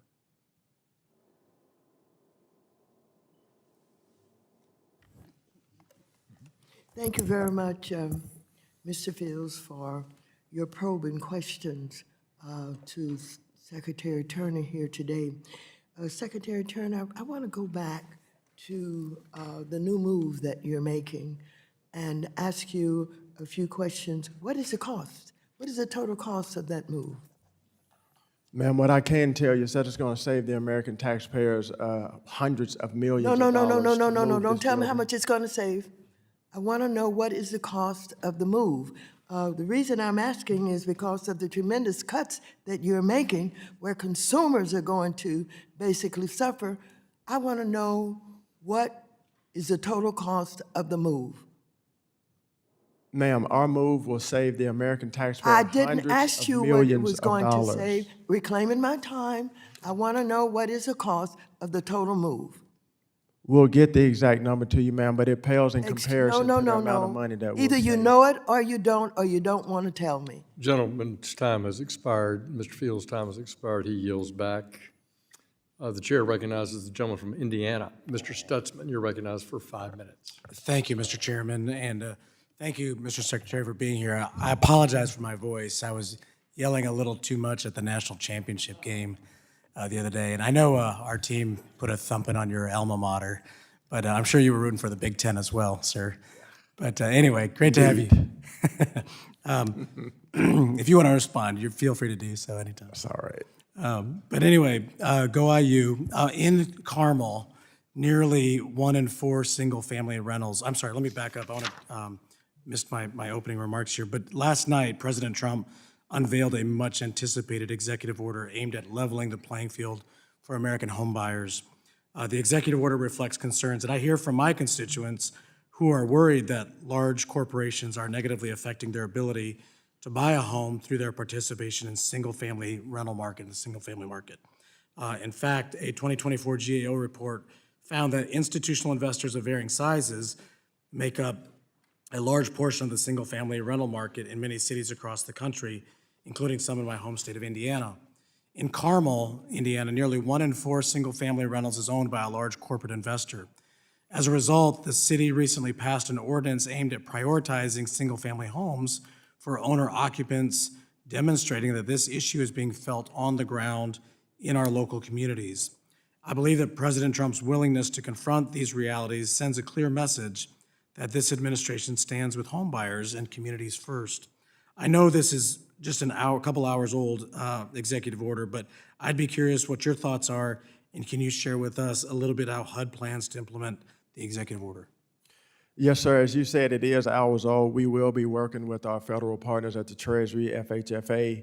According to the President's executive order, we do have 30 days to work together and get back again with the President. But the intentions are very clear that we want to make sure that American people are able to buy homes. Homes are for the American people, and obviously said, as the President said, not corporations. And so we are fully on board and working with the President and across federal agencies to make sure that the American people can buy homes for themselves. Perfect, thank you. I want to shift the focus a little bit to some of the good work that this committee is doing addressing housing affordability. All HUD-assisted housing projects require environmental reviews before they can move forward. For rural projects that also utilize USDA assistance, developers must currently undergo 2 separate environmental reviews. This duplicative process creates additional costs for developers, it prolongs the construction, and it deters much-needed investment in affordable rural housing. I introduced the Streamlining Rural Housing Act along with Ms. McLean, Ms. Peterson, and Mr. Scott. It's a bipartisan bill, and the bill would require HUD and USDA to develop a joint environmental review and inspection process for rural housing projects, cutting red tape and making affordable rural housing easier to build. Would you agree that Congress needs to modernize and streamline these reviews so developers can build faster and get more Americans into homes? Cutting red tape is what we're trying to accomplish here. Yes, sir. I believe that the streamlining and the modernization, as you said, will help not only get into a home, but get into a home faster and cheaper. We have a great working relationship with USDA, as you know, and so I'm grateful that you all are working on that to help the American people. Great. Also, an important part of this committee's Housing for the 21st Century Act. I know that you and President Trump are working to make the dream of owning a home more attainable for Americans. In the 21st Century Act, it will serve as the cornerstone of those efforts, and yet can be another win for the American people, as well as for President Trump and Republicans. It will be a win for all of us. How important is it that we enact common sense solutions that will make it easier to build homes in this country and really provide affordable housing for the American people? Yes, sir. I think it's extremely important to enact common sense strategies and legislation to help the American people. I'm on board with that. I appreciate the hard work that you're doing. I also appreciate you personally, your family, your faith, and your outspokenness, really fighting for the American people. Yes, sir. And can't think of a better person, spokesperson, to address what is the American dream. and that is to own a home. And what I see, is Washington continues to pile on more and more and making it difficult not only just to build a home, but to buy a home. And I appreciate your leadership on this, and anything that I can do, would always be happy to support you to do that. Thank you, sir.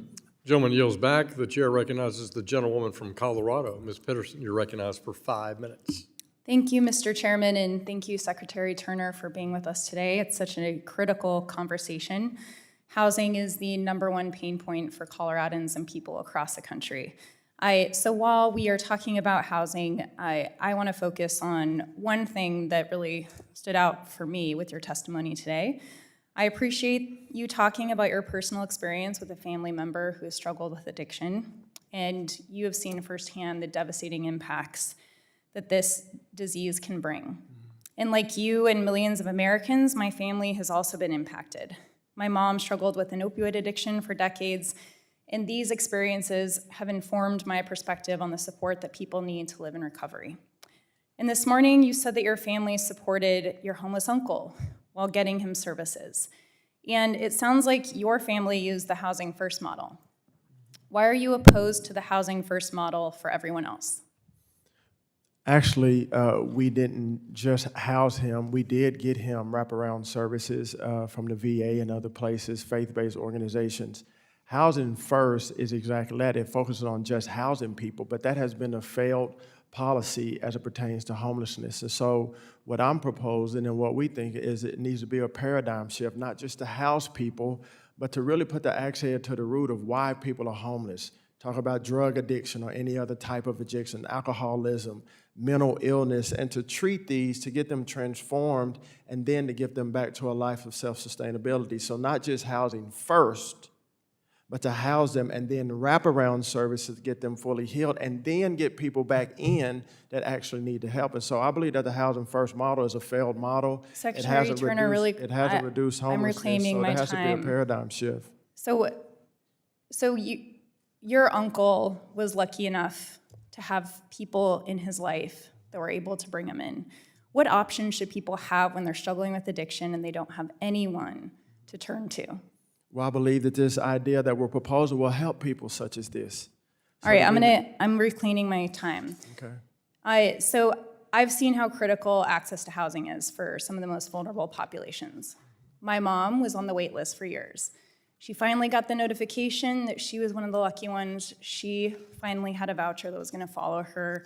She had a safe place to go. She was able to leave her abusive and unsafe situation and have a home. And while unfortunately my mom didn't have access to the critical care that she needed, I can guarantee you that my mom would not be alive today if she didn't have access to housing. So something that I'm very concerned about is the continuum of care program. I've heard from people on the ground in Colorado about the 2,200 people that are at risk of losing housing right now because you all have upended this program. Right now it is being held up in the courts, and it's the only thing protecting these seniors who have experienced long-term homelessness, sexual and domestic abuse survivors, single parents trying to put a roof over their families' heads, and also people who are struggling with addiction. The qualifications are changing. They don't know exactly what this is going to look like, and people are deeply concerned about what's going to happen to these individuals. What analysis did your agency conduct to understand the impact of the disruption on these vulnerable populations? So, Congressman Peters, I think you alluded to it. It's the litigation is holding up. 22 states are holding up the movement of our continuum of care. We were ready right when the shutdown came out. We announced it, but because of litigation, it is delaying the process. And so I think you're speaking to exactly what the problem is. Secretary Turner, I'm sorry, I have to reclaim my time because it's running out, and I'd love to have a written copy on what analysis you did for the impact. And I want to take you back to Colorado and the experience that we had. I saw firsthand fighting to save my mom's life, who struggled with addiction with nowhere to go, and finding out that Medicaid didn't cover access to treatment. It is a medical condition that absolutely needs medical attention. So we applied for a waiver. I directed the state to apply for a waiver, and we took years to implement and oversee this waiver. It has saved countless lives. 34 other states followed suit. So we have built capacity across the nation to help support those who are struggling with addiction. Unfortunately, under this administration with the OBBB, They took away the ability for states to utilize this waiver. 15,000 people in Colorado the first year had access to treatment because of this. So when you talk about increasing access to treatment and giving people the help they need, it couldn't be further from the truth on what is happening under this administration. Are you aware about taking away this waiver and also just last week unlawfully threatening to withhold $2 billion from SAMHSA funding? If you would answer that question in writing, Mr. Secretary, the gentleman's time has expired. Chair recognizes the gentleman from Pennsylvania, Mr. Muser, who's the chair of our Oversight and Investigation Subcommittee. Thank you, Mr. Chairman. Secretary Turner, great to see you. Yes, sir. Appreciate all your great work, your continued great work. You mentioned earlier that the HUD doesn't have a money problem. It has had a management problem, so I appreciate that very much, particularly since in 2019, the budget was $54 billion with 7,400 employees. In 2024, it was $72 billion with 9,600 employees. By the way, the Biden administration during the 4-year period hired 275,000 new federal employees. So yours went up proportionally about what other agencies did. Yet, on the budget side of things for 2026, you've got a budget of $76.5 billion, $4.5 billion than before, where my understanding is all of it basically is going to the tenant-based rental assistance program, which sounds like it's needed, but I'm sure you're going to manage through that. Is that because of the high influx of illegals that illegal immigrants have come in, or why $4.5 billion or $6 billion more for that, just from the huge increases that occurred during the Biden administration? Well, yes, sir. There was no accountability and no transparency. And you alluded to during the Biden administration, actually during COVID, there were 2,000 additional people that were hired at HUD, but the results were abysmal. The work was not being done. We were still serving only 1 out of every 4 people. When we came in, we gave the people the option, the voluntary option to take the DRP. 2,400 did, but we have not missed a beat as far as fulfilling our statutory requirements and serving the people of our country. But yes, when you have millions of illegals that are coming across our border, it does strain our housing supply. It does take up housing that is supposed to be for the American people. So yes, sir, this is part of the problem. Okay, and fraud, waste, and abuse. I mean, when you increase from $54 billion over a few-year period to $72 billion, as occurred in the Biden administration, fraud, waste, and abuse, Secretary Bissett estimated to be about 10% across all agencies. You've already identified, I believe, $6 billion of fraud, waste, and abuse. Yeah, there was a lack of stewardship, if you will, a lack of management and financial controls during the Biden administration. I believe that we need to be good stewards over taxpayer dollars with almost an $80 billion budget and serving the people of America. We have to utilize and maximize this budget in an appropriate way to serve those who are called to serve, and that was not happening during the Biden administration. But rest assured, since I've come in and our team has come in, we're laser focused on using the resources of taxpayer money to serve the people of HUD as it pertains to housing, homelessness, and disaster recovery. Thank you. And PHAs, is that where some of the fraud, waste, and abuse is? Yes, sir. There's a lot of waste and fraud and abuse in PHAs, but we've also put PHAs across our country on notice, telling them, hey, listen, we're not going to turn a blind eye. You will be held accountable about who lives in these HUD-funded properties, the living conditions, the crime. I said before, we introduced a crime hotline for people not to be afraid to tell us about what's going on in PHAs, that's nefarious activity, because public housing should be safe housing and it should be accountable. Outstanding, thank you.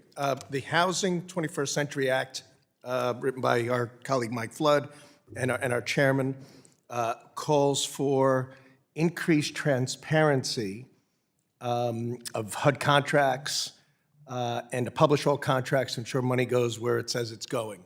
Is that a bill that you're, and by the way, it also requires you to testify once a year, so you have that to look forward to. Yeah, I don't, yeah, okay. I'm happy to see y'all. All right, great. Also, just lastly, as I wrap up, veteran housing.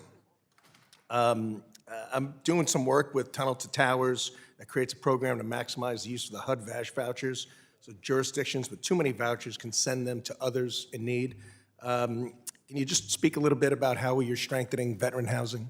Yes, sir. You know, this is a top priority for us at HUD, our VASH program, working with the VA, Secretary Collins, I have met and seen many veterans across our country, both from the tribal nations and not. And so veteran housing is very important to us, and we want to make sure we continue to strengthen veteran housing to take care of the men and women that serve our country. Well, thank you. We're very happy you're in your position. Appreciate you very much. And Chairman, I yield back. Yes, sir. Thank you. Gentleman yields back. The chair recognizes the gentlewoman from Oregon. Ms. Bynum, you're recognized for 5 minutes. Thank you, Mr. Chair, and thank you, Secretary Turner, Yes, ma'am. for appearing before our committee today and for your testimony. And thank you to Chairman Hill and Ranking Member Waters for convening this important meeting. One of the issues that I hear about from my constituents in Oregon time and time again, regardless of their background and their politics, is the crushing cost of housing. I'm sure everybody said that today. And I believe our federal government must make significant strides to address this crisis. So I'm proud to be on this committee, and I think we have an obligation to advance good policy that lowers the cost of buying a home and decreases rents for folks across the country. So with that in mind, first I wanted to address with you the critical issue of housing affordability on Indian reservations and in tribal communities. My home state of Oregon is home to 9 federally recognized tribes that all receive federal dollars under the Indian Housing Block Grant Program. And as you know, NAHASDA, under which the IHBG program is administered, was last reauthorized in 2008, and the program expired in 2013. So since its initial passage, the program has been a vital investment in safe and affordable housing for Native families across the country. In Oregon, where several tribes were stripped of their rights as federally recognized tribes under the federal government's termination policy, this resulted in them losing their lands and critical funding. NAHASDA has enabled those tribes to reassert their sovereignty and provide affordable housing, maintenance, and counseling in their communities. So I was pleased to hear the commitment that you made to Congressman Downing earlier in this hearing to reauthorize and update NAHASDA, and I look forward to working with you and the Congressman on this program. So I want to switch gears now and move you to the broader market and housing affordability challenges.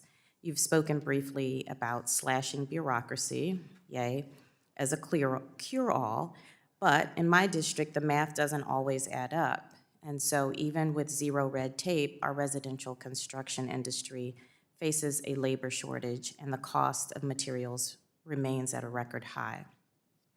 Now, this is where I come in. As a mom, it poses a particular challenge for our young people.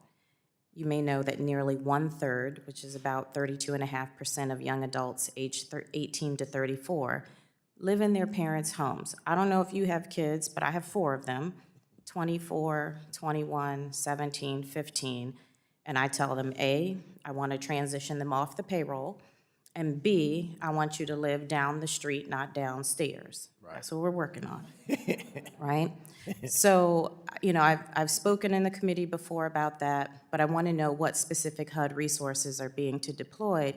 That new supply that comes online isn't just luxury development, but they're homes that our young people can actually afford to buy and live in. Yes, ma'am, and thank you, Congressman Bynum, and I agree, the quicker you can get them off the payroll, the better. And we are very focused on this because I, too, hear from young people about housing affordability. And to me, it's an overall picture of getting our fiscal house in order, bringing interest rates down, mortgage rates down, and access to capital. And with these things, I think across generations, if we can bring the affordability down, which we're working on, and bring the supply up, then people in America will be able to afford to buy a home, and rents will be adequate to people that can rent. But I also will talk about opportunity zones, because I believe in opportunity zones. It gives us an asset. It gives us a means to build affordable housing across our country of all types, multifamily or single family, if you will. Prioritize a really single family, because that's the greatest way to start creating wealth in our country. And so I too share the same sentiment and know that we'll fully focus on working housing affordability, not just by talk, but really by execution and action. And you can see not only just from the president, but other agencies and leaders that we're taking bold steps to make sure this happens.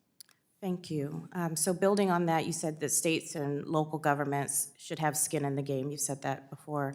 And when it comes to housing affordability, I would say during my time in the state legislature, Oregon authorized over $350 million to build more housing.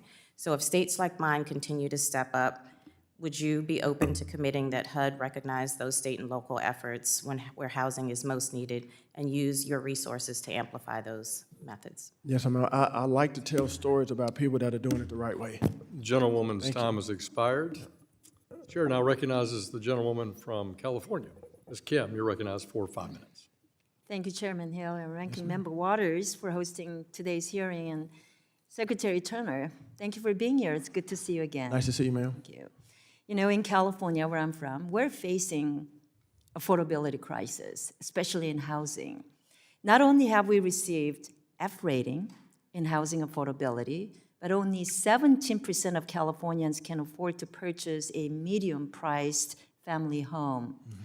This is simply unacceptable, which is why I've been working hard in Congress to enact policies that will undo the damaging work that our governor has done. So as a chair of, co-chair of the SALT caucus, I was able to deliver 4 times increase in SALT deduction to help address housing affordability, and I hope this brings some relief for Californians. And I've also been championing the use of modern credit scoring models in housing. As you know, these models often include rental and utility payment data, all of which will help more Americans achieve their dream of home ownership. You know, Secretary Turner, as FHFA finalizes the implementation of President Trump's Credit Score Competition Act, I hope that you will ensure that FHA underwriting keeps pace so that more working families can purchase homes and we can lift that 17% number in California. You don't have to respond because I know you're in agreement with this. So let me just shift some topics now and focus on the potential changes to the claims without conveyance of title program that would allow mortgage servicers to use auction providers that they own or control when a loan goes to foreclosure. Secretary Turner, is it not a strong possibility that a mortgage servicer would simply steer all the auction business to their own auction platform, regardless of performance? Yes, I think that bringing competition to this is a great idea. One, competition brings out the best in everyone. Competition also, there's accountability in competition, and so I'm familiar, obviously, with what you're speaking of. And so I think working with our housing office to bring more competition to the table is a healthy thing. You know, I just wanted to ask you, when you were deciding to make these changes, did HUD do any analyses or studies that indicated that competition was lacking among independent auction platforms? Yes, ma'am, I do believe so, and I'll get that report for you. We'll work with our team and our housing office to make sure. Thank you. As you continue that comment period and evaluate the feedback on that proposal, of course, I want to see what you have, but I hope that you also consider the possibility that this could potentially lead to more consolidation with the industry rather than competition. Let me shift gears again.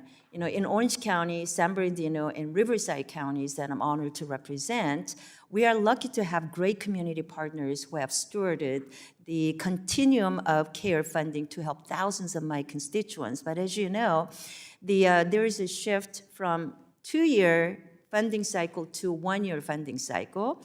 So I'm concerned that these funds will not reach the communities that need them in a timely fashion. So can you explain why this decision was made to shift from 2 to 1 year period? Yes, ma'am, and it's a results-oriented decision. As I study the continuum of care of old, with record funding going towards the continuum of care legislation, or we feel the NOFO, the competitive NOFO, I don't believe that we were serving the homeless neighbors that we should have been serving and treating them and getting them to self-sustainability like we should have. And so, to use a football term, we were running the same plays over and over again, but they were not bringing the best results for the American people. And so through our analysis and through our study, the 1-year deal that you mentioned, and also the way that these funds are allocated, not just to housing, but to treat people as an overarching theme that we have. So I just want to ask you if, as you go through these changes, if you can give the previous 2-year grant recipients priority during any new notice of funding opportunity, because it is really important to recognize that there are great partners that have done a great job.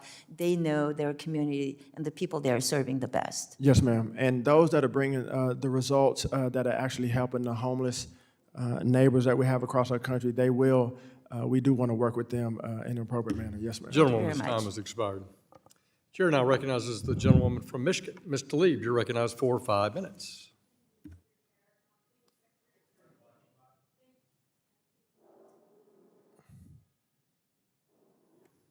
Oh, it's not working. 1 second. Sorry. That's never happened before. Okay. Can I get my time back? Okay. All right. Thank you, sir.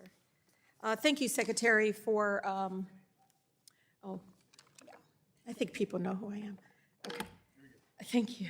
It's very kind. Thank you, Secretary, for being here. And Yes, ma'am. I want you to know, of course, you can see there's incredible bipartisan support to do more around housing. Are you familiar with who Paul Asadebe is? Do you know who that is? No, ma'am. Do you know who Palmer Heenan is? Can they both please stand in the back? They're right behind you. Do you know who these employees are? No? You're not familiar with them, sir? I've seen them.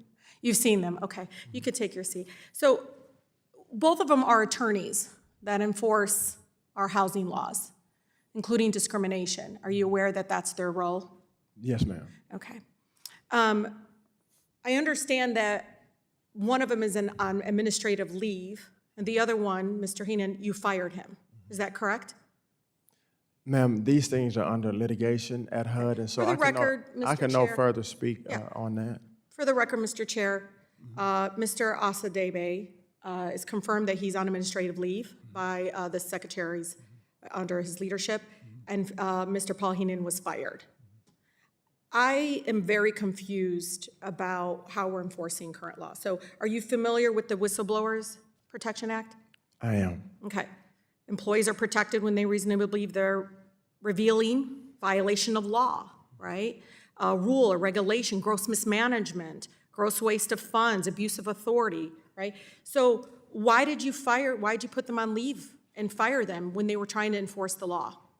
Congressman, these things are under litigation, so I'm not at But liberty they're to protected speak under the upon them. Whistleblowers Act. Do you at least agree they're protected under the Whistleblowers Protection Act? Yes, and we uphold the Whistleblowers Act, but I'm not going to talk about They things are, that are okay. in litigation. But for the record, they are protected. They came to Congress to say, I was trying to enforce VAWA, Violence Against Women's Act. I was trying to do my job, and they told me to stop. This is what the claim here is. They came to Congress to say, you know, please know that I'm trying to do my job, and I'm being told, no, go home. I'll pay you, but you're not going to enforce VAWA. And you, I'm going to fire you. Even though they came before Congress, they should be protected. Do you at least agree that anybody coming to Congress under the protection of the Whistleblowers Protection Act should be protected? Well, like I said, we uphold the Whistleblowers Act, but I'm not at liberty to speak on these things. Okay, well, Mr. Secretary, this is important when the American people would like to know. Do you believe housing discrimination is illegal? All discrimination is illegal. Good. If laws are not being enforced, would you want an employee under your department to come forward? What I would want is for us to Oh, that's a uphold- simple, Secretary, come on. Yes, that's a ma'am. So if your federal Listen to employee, me, if if you they come would. before you and say, hey, the law right now on housing discrimination, which we're legally allowed, really forced to enforce, if it's not being followed, would you want them to come to you? Of course, I would want our team to know about any discrimination that's going on, but I So want then why did real you fire a discrimination. supervisor who came to you and said, hey, when we do this, it's illegal? They came to you, the supervisor came and said to folks under your leadership, hey, we can't ignore a VAWA claim. I mean, this woman was being stalked, and she was being discriminated in accessing housing. And there was direction that violated current federal law. And instead of allowing them to comply or make adjustments, you let them go. As I said before, I'm not going to speak on this issue as it is under litigation. And to the But privacy Secretary, of if these you two do find gentlemen out and they're HUD, I protect- think that's appropriate. If you do find out through investigation, through the process and the litigation, will you commit to immediately returning all former fair housing staff that have been reassigned? Ma'am, that is not a commitment that I'm going to make today. We That's have to fine. go through the litigation process. Okay. Will you at least commit that if someone came forward to say we're not enforcing housing discrimination laws that the Congress passed, will you at least consider rehiring them? It's not just about Mr. Palmer Heenan, who's really a hero, and so is Paul Asadeh Bey. They know, Asadeh Bey and Heenan know that their lives were altered completely because they have become the face of folks that have come forward and speak the truth about the fact that we're not enforcing housing discrimination law under your leadership. Gentlewoman's time has expired. Chair now recognizes the chair of the Subcommittee on Housing and Insurance and a principal author of our 21st Century Housing Act. Mr. Flood, you're recognized for 5 minutes. Thank you, Mr. Chairman. Secretary Turner, thank you for being here today. Yes, sir. As you know, our committee has worked very hard on the Housing for the 21st Century Act, which would address rising housing costs with reforms that will cut red tape and reduce burdensome federal regulations that slow down projects. I wanted to discuss a few of the regulatory reforms that I think will be especially meaningful within the Housing for the 21st Century Act. So let's start with environmental review and permitting. Section 201 statutorily exempts uses of the home investment partnership dollars for the following activities from NEPA review. Number 1, new construction of infill housing projects. Number 2, acquisition of real property. Number 3, rehabilitation projects. And then number 4, new construction projects of 15 units or less. Here's my question. Would statutory exemptions for these activities from NEPA review make the home program more efficient and help build more housing? Yes, sir, I do believe so. Any duplicative process, as you know, slows down building, makes it more less efficient and costs more. So anything that we can do to ease that burden, we are willing to look at and work, obviously, with you as we look at housing affordability. So the 21st Century Housing Act also exempts small home investment partnership programs grantees from Section 3 requirements for projects with 50 units or less. And as a reminder, Section 3 of the Housing and Urban Development Act of 1968 requires recipients of HUD dollars to prioritize hiring low-income and very low-income people on projects. Right. While these requirements are well-meaning, they can be very difficult to fulfill in rural areas, especially ones that have workforce challenges to begin with. So here's my question, Mr. Secretary. Do you think that tailoring Section 3 requirements for smaller jurisdictions could make the home program more efficient and help build more housing? Yes, sir, and I know we've had conversations with people on our team pertaining to Section 3 in the home program, and we're open to ideas, obviously, as I've told many of your colleagues here, to work with you and your team on that. I'd like to briefly touch on changes to the home ownership side of the home program. Section 201 of the 21st Century Housing Act would increase the area median income threshold for home ownership eligibility in the home program from 80% to 100% of area median income.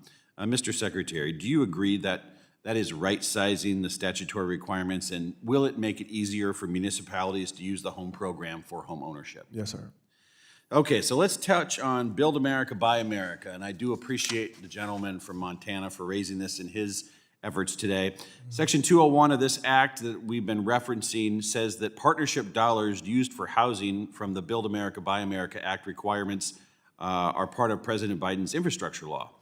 While supporting manufacturing and U.S. manufacturing is important through the process, whether it's Habitat for Humanity or the Huntsville Housing Authority, whoever it was across America, we got feedback that the current iteration of Build America, Buy America requirements are delaying and in some cases outright killing affordable housing projects. Mr. Secretary, do you think easing Build America, Buy America requirements for housing could make the home program more efficient and help build more housing? Yes, sir. As I told a couple of your colleagues earlier, that we are definitely willing to listen and to analyze the Build America, Buy America program as it pertains to flexibility, in particular in our rural areas. So we're happy to work with you and your team on that to see what we can do to ease that burden. I appreciate that, and I would just stress that especially the Habitat for Humanity folks, they're trying their best to keep the costs down, and sometimes those appliances in cases or windows are very hard to come by. Last question, Secretary Turner, I think there are a lot of things that HUD can do administratively to ease the compliance burdens associated with Build America, Buy America requirements on housing projects. Would you commit to working with me and my team to ensure BABA compliance doesn't continue to hinder HUD's affordable housing projects? Yes, sir. Okay, so I appreciate, we have a unique opportunity this year in America to have the first meaningful housing package since 2015, thanks to a Senate that is a willing partner, a House that has done a lot of work in a bipartisan manner, and a president that just today made comments about the importance of housing affordability. I just want us all to take advantage of this time in a bipartisan way and reach a goal. And with that, I appreciate your time, Mr. Secretary. Thank you for being in front of us, and I yield back. Thank you, sir. Gentleman yields back. Chair recognizes the gentleman from Illinois, Mr. Caston. You're recognized for 5 minutes. Thank you, Mr. Hill. And on behalf of all the people of Illinois, I'd like to apologize to you as a former Illini for your rude treatment on the behalf of the gentleman from Indiana. Yes, sir. Thank you. I knew I had one. Weirdly, I actually want to start with football. You familiar with Polymarket? With what, sir? Polymarket, it's a company. They call themselves a prediction markets platform. It's a gambling platform. They allow people to bet on measles cases in the U.S., outcomes, prop bets on football games, winners of next elections. The NFL has actually raised concerns that this platform, potentially allows players, coaches, people with inside information to, get into the Black Sox scandal again, to take another Illinois reference. Yeah, it's hurting the integrity of the game. Yeah, so Polymarket is now letting people bet on median home prices. And so you've got a situation where realtors, people who have knowledge of the market, could find themselves in an economic situation where they might have a rooting interest. If you're not familiar, I guess I just ask, can you commit to working with us to try to make sure that we're not allowing these platforms to compromise people's access to housing in America? Yes, sir. I look forward to having that conversation indeed. And we'll follow up on that. Second question, and this is following on Ms. Talib's, you'd commented several times, including to the ranking member, that no one was fired at HUD, that they all took retirement. We've identified a couple of people who were fired. There's actually multiple former HUD employees in this room. Yes, sir. Who have been fired, who have said that probationary staff, interns, legal honors were fired.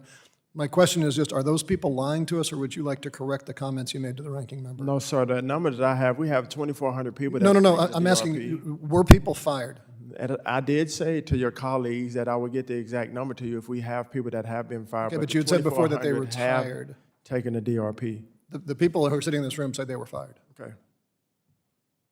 Yeah, we'll get the numbers for you, sir. I'm not asking for numbers. I'm asking for you to correct the statement, but maybe you don't want to correct your statement. You had mentioned to Ms. Peterson that the reason for the shortfall in the continuum of care coverage was because of litigation. I want to clarify the 2025 NOFO that you offered, because you had a deadline in January and the coverage wasn't until May, was going to lead to a 6-month gap.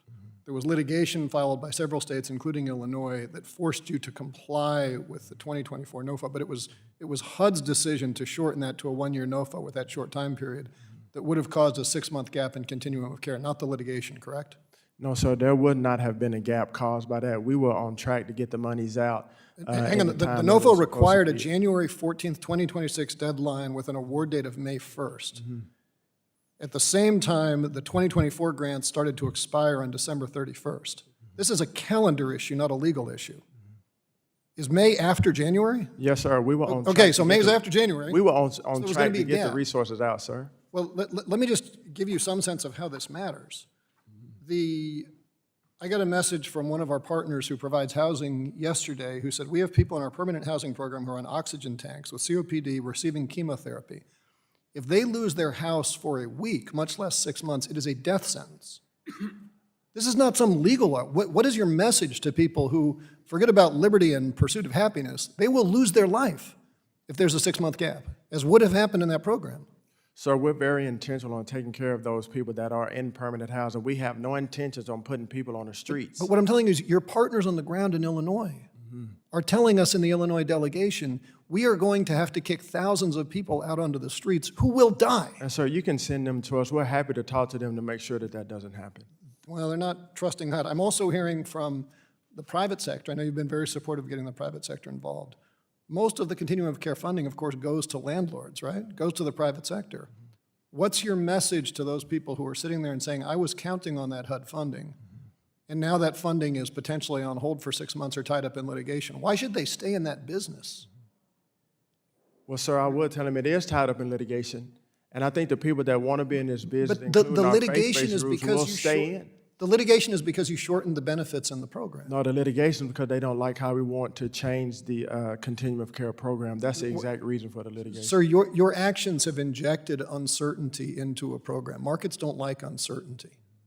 Indeed. The 40% of all permanent housing residents are seniors.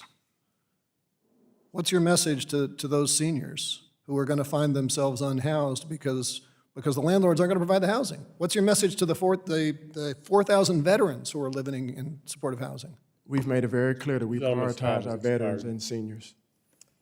I thank the gentleman from Illinois. Chair recognizes the chair of the Republican Conference, Ms. McLean from Michigan. You're recognized for 5 minutes. Thank you, Mr. Chairman, and thank you for being here today. It's very nice to see you again. I think we've all agreed that we have a housing issue in America, right? The affordability of housing and also the availability of housing. And it seems like both sides agree on that. I'm happy to report that Republicans are actually trying to fix it in a bipartisan fashion, which I hope we can get there.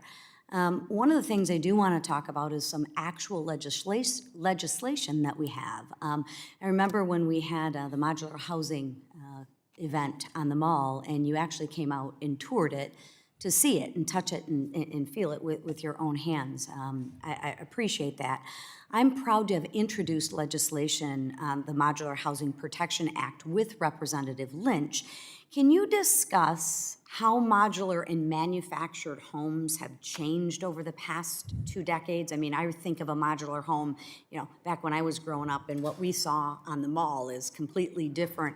And then the real question is, should these homes be eligible for federally backed mortgages? Would that help the availability and the affordability? Yes, ma'am. So as you saw on the Innovative Housing Showcase, modular homes are a lot different than the mobile homes that we're used to back in the 70s, if you will. They're very innovative, they're creative, they're efficient. They're beautiful. They're beautiful. The cost to build them is half of a single-family home as we do know it. And so to get rid of the permanent chassis obviously would give us more flexibility and help the manufactured housing industry. As you know, also, it has been hard historically for people to get loans for modular housing. So all of these things are being discussed at HUD and with industry partners. Happy to discuss this with you and your team, as we know that the manufacturing home industry will be a tremendous gap filler, if you will, an opportunity for people as we attack this housing affordability issue in our country. Thank you. I think you would agree with me that it is incorrect to blanketly classify all manufactured homes as personal property, and that's what this bill does. It reverses that, right? How does this definition of personal property on manufactured homes limit manufactured housing adoption today? Yes, ma'am. You alluded to, the definition. We have to update a lot of the codes definitions at HUD, which we are tirelessly working on. Appreciate it. As you know, so welcome your ideas on there so that we can unleash our modular housing industry. Yeah, I would ask everyone to support this bill. It is really crucial to the availability and the affordability, and it lets people who need homes the most actually be able to go out there and get financing. Now let me just switch a little bit to housing infrastructure. Can you discuss the roadblocks that municipalities are running into when trying to find affordable finance options to expand housing-related infrastructure? Yes, ma'am. A lot of this has to do with the regulatory environment, both from an infrastructure, from a lending, from a capital standpoint. And this is obviously an overarching view that we've talked about immensely since our time coming to HUD and also this morning. So taking down this regulation and the regulatory environment and barriers will unleash not only the lending market, the capital market, but also the infrastructure and building. I think this is an obvious question, but I'm going to ask it anyways, just to make my point. Every piece of regulation that we layer on top with another layer of administration, another layer of bureaucracy, another layer of regulation, does that make costs of buying a home go up or go down? It makes it go up. Absolutely. And I think us here, we're really trying to focus on getting rid of the barriers to entry and actually making housing more affordable. Put the power back in the people's hands. Yeah. Do you have an estimate on what these regulatory costs would be for an average home? Yes, ma'am. About 25% of the cost to build a single-family home is regulation. About 40% of the cost of a multifamily project is in regulations, and it is not sustainable. We have to bring it down. Thank you. And I think we just need to continue. There's one thing to talk about helping people. There's another thing to pass legislation to actually let people get in and buy their first home. That is affordable, that is reasonable. So I applaud your work and I applaud your efforts, and I really applaud the fact that you get out there and touch it and feel it and see it. So thank you for the work that you've done, and with that, Mr. Chairman, I yield back. Thank you. Gentlewoman yields back. Chair recognizes the gentlewoman from Ohio, Ms. Beatty, who's the ranking member of our Subcommittee on National Security. Recognized for 5 minutes. Thank you, Mr. Chairman and Ranking Member. And to you, Mr. Secretary, I'd like to get through a few different topics with you, so you're going to bear with me. I'm going to try to speed through these because I have a lot of questions, because housing is personal to me. My very first job after college was with a public housing authority, and for more than a decade, I was a consultant to HUD with relocation contracts. So it's a big deal to me. And in my home state of Ohio, the latest GAP report shows that we're facing a shortage of some more than 250,000 affordable rental homes for extremely low-income renters. In order to afford a fair market rent, 2-bedroom apartment in Columbus, Ohio, a household must earn at least $27.79 an hour. Under your leadership, the department has slashed, significantly scaling back operations at several regional and field offices across the country, reducing HUD's ability to serve communities on the ground or oversee housing programs. I've been in constant communication with our not-for-profits and affordable housing stakeholders over the last year, and they have all told me that their inquiries to HUD have gone unanswered for months. So I'm going to ask you to respond to that, but let me also ask you, do you remember getting any of the many letters that I addressed to you? I mean, you knew you were coming in here, you probably figured I'd ask you that question. Yes, ma'am. We have. Do you notice a yes or no? We It's get a yes or many no. letters. No, come on, work with me. We get many Mr. letters, Secretary. ma'am. So the answer is no. You don't remember getting the one from me. Yes, So ma'am. let Yes, me ma'am, just I tell do. you do? I was Did you informed answer that we it? get many letters from you and It's others it's in my this committee. time. Secretary Turner, it's my time. So since you remembered it, I didn't get an answer from you. Several letters. Now, on Friday, we got basically a form letter from your staff because you knew you were coming in here and we were going to ask you that. So I just wanted that for the record. Well, I'm glad that we responded. No, it was not a good response. That's insulting what you just said. It wasn't a ma'am. good response. I said It I'm was a glad that form we letter. did respond, ma'am. Well, a year. You shouldn't be proud of a year to give me a response. So, what is your explanation for the breakdown in communication with housing organizations? In addition to me, my organizations have said that they have not heard from you. So can you tell me what are the staffing cuts increasing? How are these staffing cuts increasing the supply of affordable housing for my constituents? Yes, ma'am, Congressman. I'm not aware of any communication issues, but I'm happy to work with Well, you let's and talk your about the team on a cuts. communications Look, issue. my time. Let's talk about the cuts now. What's your explanation on the staffing cuts increasing the supply of affordable housing for my constituents? Ma'am, we have adequate staff at HUD. We have not missed a beat as it pertains to servicing the American people, either in our field offices, our regional office, or here at our headquarters. That's And not true. So let me just go I to the am, next. extremely My confident time. we'll Let me keep go it to the up. next question. Let me go to the next question. Okay. I'm also very upset because when you look at HUD's changes to the fiscal year 25, notice of funding opportunities for the continuum of care, following up with what Sean Caston had brought up, which HUD temporarily withdrew and reissued in December. I am aware that the notice of funding opportunity was blocked by a federal judge, but if HUD's changes to the program are successful, Ohio will lose $80 million in permanent housing for formerly homeless people, and we will drop from $114 million to $34 million. Across Ohio, 10,000 households, including children and veterans and people with disabilities, they will lose their housing. Secretary Turner, how will destabilizing housing for 10,000 households, people who have a place to live that they now call home, address the homelessness and how you'll solve the housing crises in my home state? Yes, ma'am. I believe that these changes that we'll make will actually help us to serve. What are the people, changes? actually I don't want serve them words. better. I want you to give me actions. What will you specifically have your folks do? We will not only concentrate on housing people, actually treating people so that they can get healthy and How will you treat transformed, and actually wraparound Now, come services, on. ma'am. Wraparound services like Well, my let's uncle talk have about used, wraparound like services. Mrs. Peterson's wife, mother has used wraparound services to treat the real root cause of homelessness. This will help us better serve. Okay, let me ask you on that. I'm glad you mentioned wraparound Gentlewoman's services. time has expired. The chair now recognizes the gentleman from Florida. Mr. Donalds, you're recognized for 5 minutes. Thank you, Chairman. Secretary Turner, it's good to see you. I want to start specifically with an issue in Florida. I've received significant outreach in my state on an issue dealing with a 2008 Fannie Mae policy regarding the application of the limited review process for condominiums.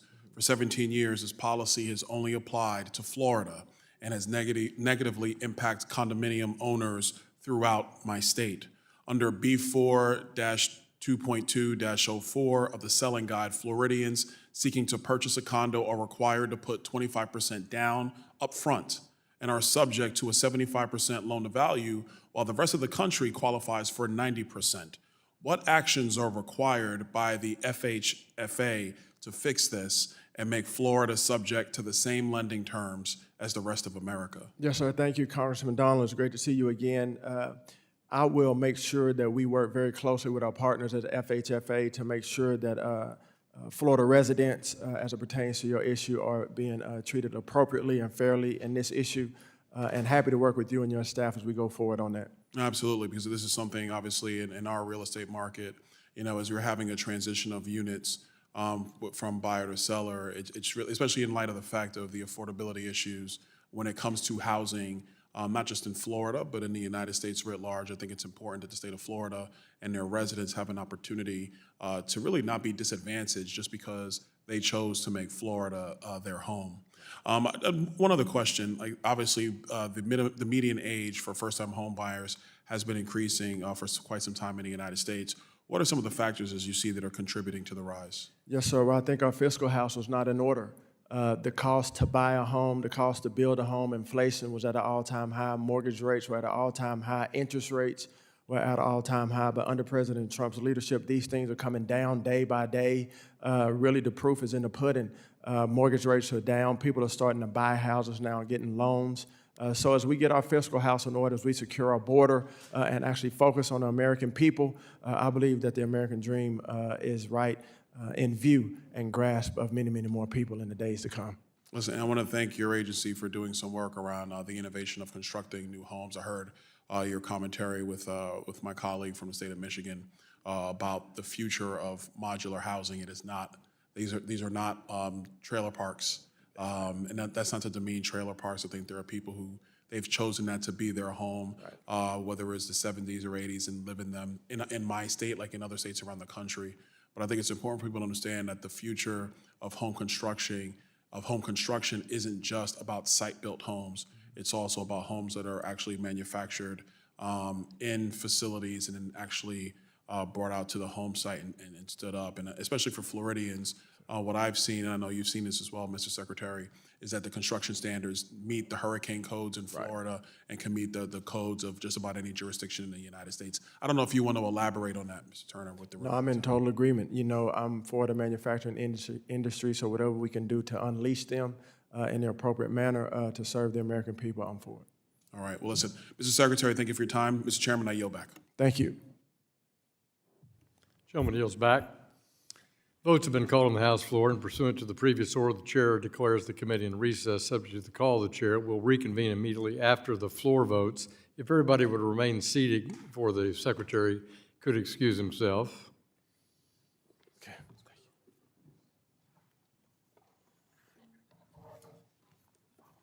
Okay. He's staying.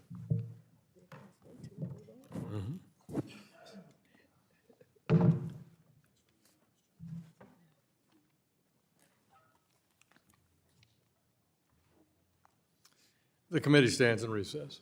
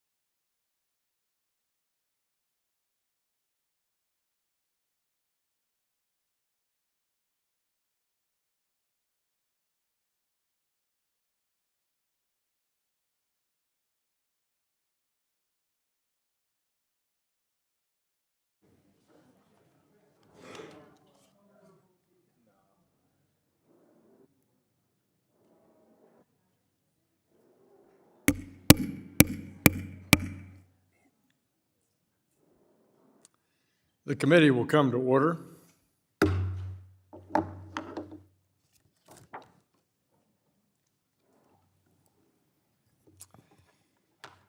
Chair recognizes the gentleman from New York. Mr. Lawler, you're recognized for 5 minutes. Thank you, Mr. Chairman. Housing affordability is one of the most common concerns I hear from my constituents, as numerous factors, including high mortgage rates and taxes, and most critically, a limited supply of housing, are making this the most difficult time to purchase a home in a generation.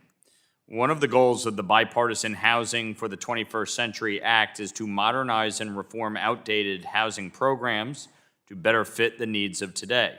And as you strive to achieve the same goals in your role as Secretary, it is critical that we be working together and providing accountability and transparency to the American people. I'm proud to have included in the Housing for the 21st Century Act my HUD Accountability Act. This would, for the first time, require the HUD Secretary to testify before the committee on an annual basis, which is not currently statutorily mandated. Would you support a yearly requirement, I know you've had a lot of fun today, for the HUD Secretary to testify before Congress? And would yearly testimony ensure you and future secretaries ensure that HUD is accountable and transparent to Congress and the American people? Well, Congressman, it's always good to see you, sir. Great to visit with you yesterday.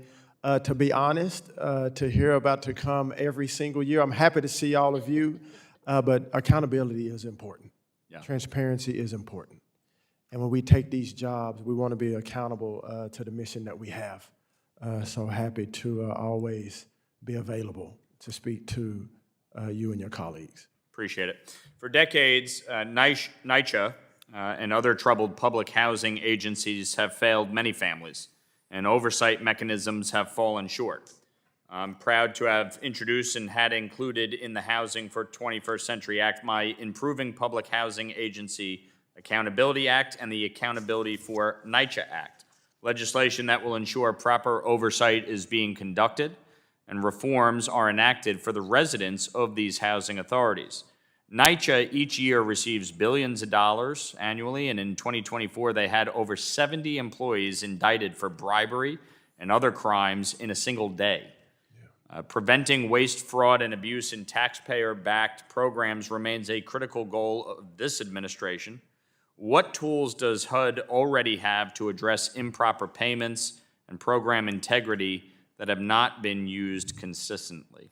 Thank you, sir. And I agree. You know, we talked about NYCHA extensively here in this committee, and indeed there is corruption or accountability, not only in NYCHA, but other PHAs across our country, which we are obviously responsible for. And Irv Dennis and our Chief Financial Officer, their office are working on projects to make sure that we validate and receive subrecipient data as it pertains to contractors and others, to make sure that we're validating everyone and make sure the money that is being allocated is used properly and appropriately, because as you know, this is American taxpayer money.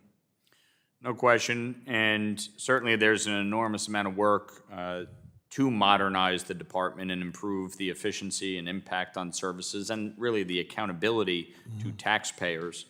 And I think the administration is doing a tremendous amount of work to help address the cost of living more generally, as folks have been struggling for years with rampant inflation and unaffordability, as well as the overall cost of living, whether we talk about groceries, whether we talk about insurance, whether we talk about utility costs. And these are all things that we are working to rein in, both in a Republican-led House and in the administration. But I think it is also critical to ensure that while we're pursuing these goals, that we are preventing service disruptions for those who need it, including individuals and families experiencing homelessness. And so I urge you to keep that in mind as the department explores changes to the continuum of care grants that we've heard a lot about, and really for all other programs that Americans are relying on. I think there's a lot we can do, but at the end of the day, this really comes down to supply and demand. We need to build more housing in this country. We're 8 million units plus underbuilt nationwide. That is what is driving the increase in cost for housing, for rent, and it makes it harder for the funds that we do dedicate to go further. And so we need to be addressing some of the impediments to building more housing. We need to increase the flow of capital into the public so that people can purchase a home, that people can build homes, et cetera, and have greater supply to address the unaffordability issue that we see all across this country. Gentleman's time has expired. Thank you, sir. Gentlewoman from Texas, Ms. Dela Cruz, you're recognized for 5 minutes. Thank you, Chairman Hill, for holding this important hearing. And thank you, Secretary Turner, for being here with us today. As a fellow Texan, it is nice to have you here. And if we can have you here on an annual basis, it is such a pleasure for us. And my district is in deep South Texas, the Rio Grande Valley. And housing has become a dream that many of our young folks feel is just not attainable anymore. Thankfully, this committee, under the leadership of Chairman Hill, we have focused on addressing these concerns through our Housing for the 21st Century Act. I also want to thank you for your efforts in refocusing HUD on housing affordability. That being said, Mr. Secretary, I'm sure you would acknowledge that in order for HUD to serve those who need housing assistance most, you must first ensure that HUD is a good steward of our tax dollars. Well, shockingly, in the last Congress, your predecessor sat right in your chair, and when I asked her if there was any fraud, waste, and abuse, she said no.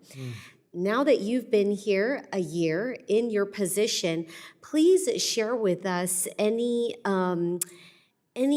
fraud, waste, and abuse that you've had, and talk about HUD's most recent financial report released in December, highlighting potential payment errors of $5 billion that were made under the Biden administration. Yes, ma'am, and that's unfortunate that my predecessor said there was no waste, fraud, and abuse because HUD had been wrought with waste, fraud, and abuse. When we first came in, we found about $1.9 billion in misplaced funds. I'm not sure how you misplaced almost $2 billion, but we took the appropriate steps to deobligate that and send it back to the Treasury. We found $4 million just in DEI contracts that had nothing to do with housing, and so we canceled those contracts because that's American taxpayer money. You mentioned the $5 billion in improper payments that we are on top of. We have a tremendous CFO in Irv Dennis in that office. We want to make sure that the money that American taxpayers work for hard every day is used appropriately, and the stewardship is there for the American people. We are mission-minded at HUD, and we will continue to root out fraud and waste and abuse and hold people accountable who defraud the American people. What I love that you've said over and over again throughout this hearing is a good steward of taxpayer money. And I think that's what the American people want us to do, is they want us to help those most in need and not have the waste and the fraud that we've been finding and that you just mentioned. Now, Mr. Secretary, I'm going to turn our attention to something that is near and dear to my heart and yours, and that is opportunity zones. And this is an initiative that you helped lead during the first Trump administration. And as you know, with the passage of the One Big Beautiful Bill, the opportunity zones are now a permanent part of our tax code. So I think this represents an incredible opportunity, not only for those in South Texas to spur housing development and bring down costs, but for all American communities. Can you share what HUD is doing to encourage housing development in opportunity zones? Yes, ma'am. We're excited about the continuation and the permanency of opportunity zones because they were so transformative and important since 2018 to 2019, the last Trump administration. We expect that there should be over $100 billion invested in opportunity zones, hundreds of thousands of units of housing built, and people being lifted out of poverty. And that precedent has already been set because of the first round that we saw in data and results in opportunity zones. Single-family housing, job creation, business creation is of utmost priority in opportunity zones, but in particular for housing and single-family, not just in urban, but also in our rural parts of our country to make sure that revitalization is coming in a very powerful way. You mentioned opportunities to lift people out of poverty, small businesses, and different single-dwelling homes that are available. Does HUD have all of the opportunity zone data that it needs currently? And are there any tools that HUD needs from Congress to better leverage the opportunity zone opportunity? Yeah, that's a great question, and thank you. Yes, ma'am, we do have the data from our Opportunity Zone policy and initiative. The more data, the better. And so I'm happy to hear any ideas that you and your colleagues have on that and data collection to make sure that we're doing exactly what we're supposed to be doing and the results are there. Thank you. I yield back. Thank you, ma'am. Gentlewoman yields back. The gentlewoman from Florida, Ms. Salazar, you're recognized for 5 minutes. Thank you, Mr. Chairman. Wonderful to be with you, Secretary Turner. You said in February of 25 that you were committed to reforming HUD with the goal of lowering the cost of housing and expanding our housing supply. And we all agree with that, right? So right now, these are the numbers. 75% of Americans cannot afford a home. Number two, 92% of construction firms report having trouble filling positions that they have open. Number three, 20,000 homes were not built last year. My question to you is, why is that happening? Well, that's a great question, and that's a lot of information. When we first came in, the president inherited a real mess. Our fiscal house was not in order. Interest rates were at an all-time high. The cost to build anything was at an all-time high. Mortgage rates were at an all-time high. Inflation was at an all-time high. So if you see the president, as you've seen under his leadership, we've been bringing these numbers down to make sure that housing is affordable for people in our country. Start right there. Housing needs to be affordable. Affordable housing means that the home is built at a price Yes, ma'am. with a developer, and I know that very well. Coming from Miami, we have a lot of construction. A lot of my supporters are developers, and you only make money if you can build a home at a price where you make money, and then whatever the selling price is, right? So then everyone is happy. Yes. Public sector and the buyer. Right. So we have to Right bring now, those costs down. 1 in 3 Okay. tradesmen, carpenter, drywall installers, roofers, framers, they are immigrants. You have a seat at the table in the cabinet, and you know that the construction sector is losing that stable, secure labor force. And the United States citizens are not choosing to fill those jobs. Don't you think that maybe you can tell the president that right now we do not have the hands that we need in those sectors in order to continue having affordability in the housing industry? Yes, ma'am. That's a concern that we've heard. But I personally believe that we have the American workers to But take how come these they're jobs. not, I agree with that too, but how come they're not choosing and willing to engage in those sectors? Because then the developers do not then need to hire any immigrants because they have the American labor force willing to do it. So Yes, ma'am. do you agree that Americans choose not to fill those jobs? 1 in 3 in the sector, in the construction sector, is an immigrant. Well, I will say this. I don't know why they're not choosing those jobs. Those jobs are available. We have many. I come from the But you know they're not construction and choosing, development right? So, okay, so industry, National I know we have the Association of Home workers. Builders, National Association of General Contractors, National Association of Roofing Association, National Association of Mason Contractors, the Brick Industry Association of the United States Chamber of Commerce agrees with a piece of legislation that I introduced called the Dignity Act. Why? Because they need the hands. So what is it that these people know that the administration has not been able to grasp yet about the construction sector? Well, What do no, you think ma'am. that is? That is a lot of associations that you named off. And maybe they should do a survey with private sector people and ask them why they're not taking these jobs. If they have all this data, I would be interested to say, what is the reason that the American people are not taking these jobs? And I think you should go to And these they're losing associations. the only people who are willing to do those jobs. So we have a very big void here. Do you agree with that? So how are we going to solve that? We're going to talk about housing and affordability, but if we don't have the hands, how can we get to that goal? Well, I think we have to get back to encouraging the trades. You know, for many years in this country, the trades sector went down. Builders, welders, carpenters, plumbers, because we talk about college and we talk about all Oh, I these agree other with things, you, which but in is the good. meantime, But we have to we need talk about the affordability. trades to get people involved in the I trades. agree with you. We have Let's the teach our American kids people. how to do that. But in the meantime, what do? We got to teach them how to build. We got to encourage them to build. American jobs for American people. I agree. In the meantime, what do we do? Continue to enforce and encourage the trades and make sure that American people have American jobs. That's our priority. Thank you. I yield back. Yes, ma'am. Gentlewoman yields back. Gentleman from Florida, Mr. Hodopoulos, is recognized for 5 minutes. Mr. Secretary, great to see you again. Thanks for the opportunity to speak with you today. Earlier, some questions brought up about Section 8 housing. And I wanted to, one, recognize your good efforts on those to look for potential violators. How are we using the different tools that we have, mystery shopping, for example, to identify some of those folks who aren't playing by the rules? Yes, sir. We are very intentional about holding our PHAs accountable and land and homeowners accountable. We are working with our CFO's office, with Irv Dennis, with Project Hugs and others to make sure that we're verifying payments.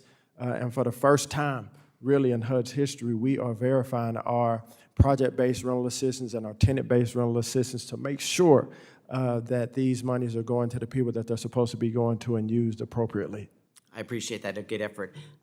We already know that under the FHA, loans are already assumable, but the feature is often underused due to administrative complexity and high upfront cost.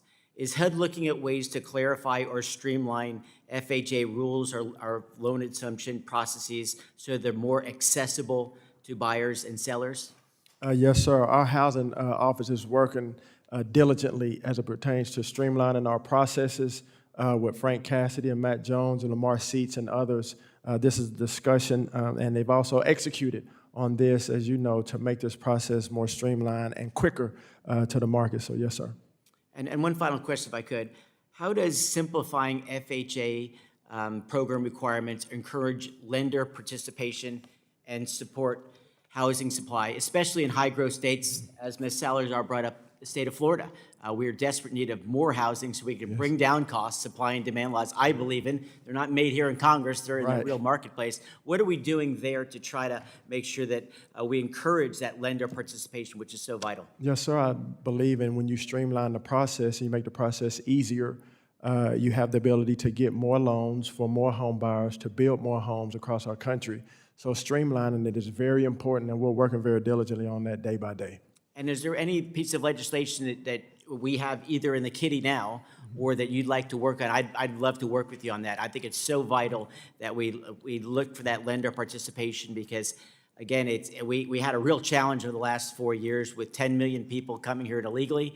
And that is a supply and law reality. When you have 10 million people looking for housing, you're going to have challenges, to say the least. And so any way that we can get more participation, and again, you're on the front lines, you have the expertise, and we'd love to follow that lead so that we can offer more alternatives, more supply to drive down that cost, as you guys have already done a great job of reducing interest rates in our first year in office. So thank you for your leadership on this, Mr. Secretary. And with that, Mr. Chairman, I yield back. Thank you, sir. Gentleman yields back. Chair recognizes the gentleman from New York, the chair of the House Homeland Security Committee. Mr. Garbarino, you're recognized for 5 minutes. Thank you very much, Chairman and Secretary. Thank you very much for being here. You've emphasized consumer empowerment, self-sufficiency, and the importance of education in helping families achieve sustainable homeownership. These principles are especially important given the growing sophistication of threats in the housing market. FBI data indicate that real estate-related fraud losses have more than doubled since 2019, with cyber-enabled fraud reaching $16.6 billion in 2024. Industry data further shows that roughly 30% of title insurance claims stem from fraud or forgery, often involving six-figure losses for both homeowners and lenders. Given the risk profile, how should HUD think about consumer education on real estate fraud? That's very important, sir. And thank you. Education is of utmost priority in our FHA and our housing department at HUD. And we will continue to use our housing counselors at HUD to make sure that people are well educated so that fraud does not take place. We want to literally do what has not been done, and that's to help people as they go through the housing process to make sure that they're not being taken advantage of. Is there something HUD can do? Can they partner with the title insurance industry to to both prevent fraudulent transactions before they occur, as well as protect homeowners and lenders when defects or fraud still go through? Yes, sir. I do love working with our industry partners. You know, we visit with people at HUD all the time that are experts in the industry to make sure that we're hearing any concerns or ideas or strategies they may have so that we can better serve the American people. So yes, sir. Appreciate that. And someone who's done thousands of real estate closings in my prior life, our title industry partners were some of the best assets that I had at a closing table. So I don't want to switch gears here a little bit, though. In 2024, the Biden administration rewrote HUD's federal flood risk management standards to dramatically expands the floodplain boundaries, both vertically and horizontally, based on climate-driven modeling rather than historical risk. HUD then delayed the compliance for single-family construction until February of 2026, effectively acknowledging that the rule would significantly disrupt housing and development and affordability. On Long Island, where I'm from, where housing costs are already among the highest in the nation and buildable land is extremely limited, this rule would further restrict development, drive up construction costs, and push homeownership even further out of reach for working families. With the current waiver now expiring, or near expiring, will HUD extend this waiver again to avoid worsening housing affordability? Yes, sir. We are in discussions with that, and I agree with you. It's not necessary. We need to go back to what it was to make sure that we're not hindering development of all kinds of housing in our country. And just further about extending the waiver, is HUD, are you currently prepared or preparing for possibly moving forward with rulemaking to either revise or repeal this regulation so it doesn't have to, so? Yes, sir. We'll get back to you on that and work with you and your team. I don't want to get ahead of our housing department, but obviously we are in discussions with these things, but we're happy to work with you and keep you abreast. Great, absolutely. Look, I said, extending the waiver is great, but it's a bad rule. I think that's why they put the waiver or the delay in. So fixing it while we still have time is probably a great idea. Thank you. Again, I'm going to change topics again. If you recall, during the Biden administration, the FHFA proposed moving away from the longstanding tri-merge credit reporting requirement for conventional mortgages. Members of this committee raised serious concerns that such a change would undermine the safety and soundness of the housing finance system by increasing underwriting risks and reducing transparency at a critical point in the mortgage process.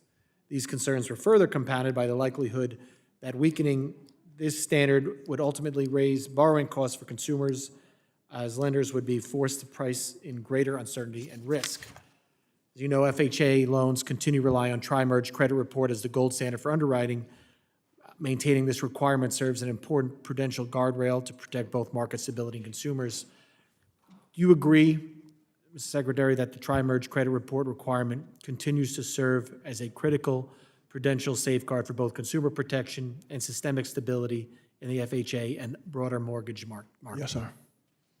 That's great to hear, and it'll take me longer than 15 seconds to read my next question, so I'm just going to submit it to you in writing, but it has to do with for FAA, issue a draft FHA mortgagee letter about mortgage servicers and subservicers. So okay, thank you, I'm sir. going to submit that in writing to you. Thank you, Mr. Secretary. I yield back, Chairman. Appreciate you.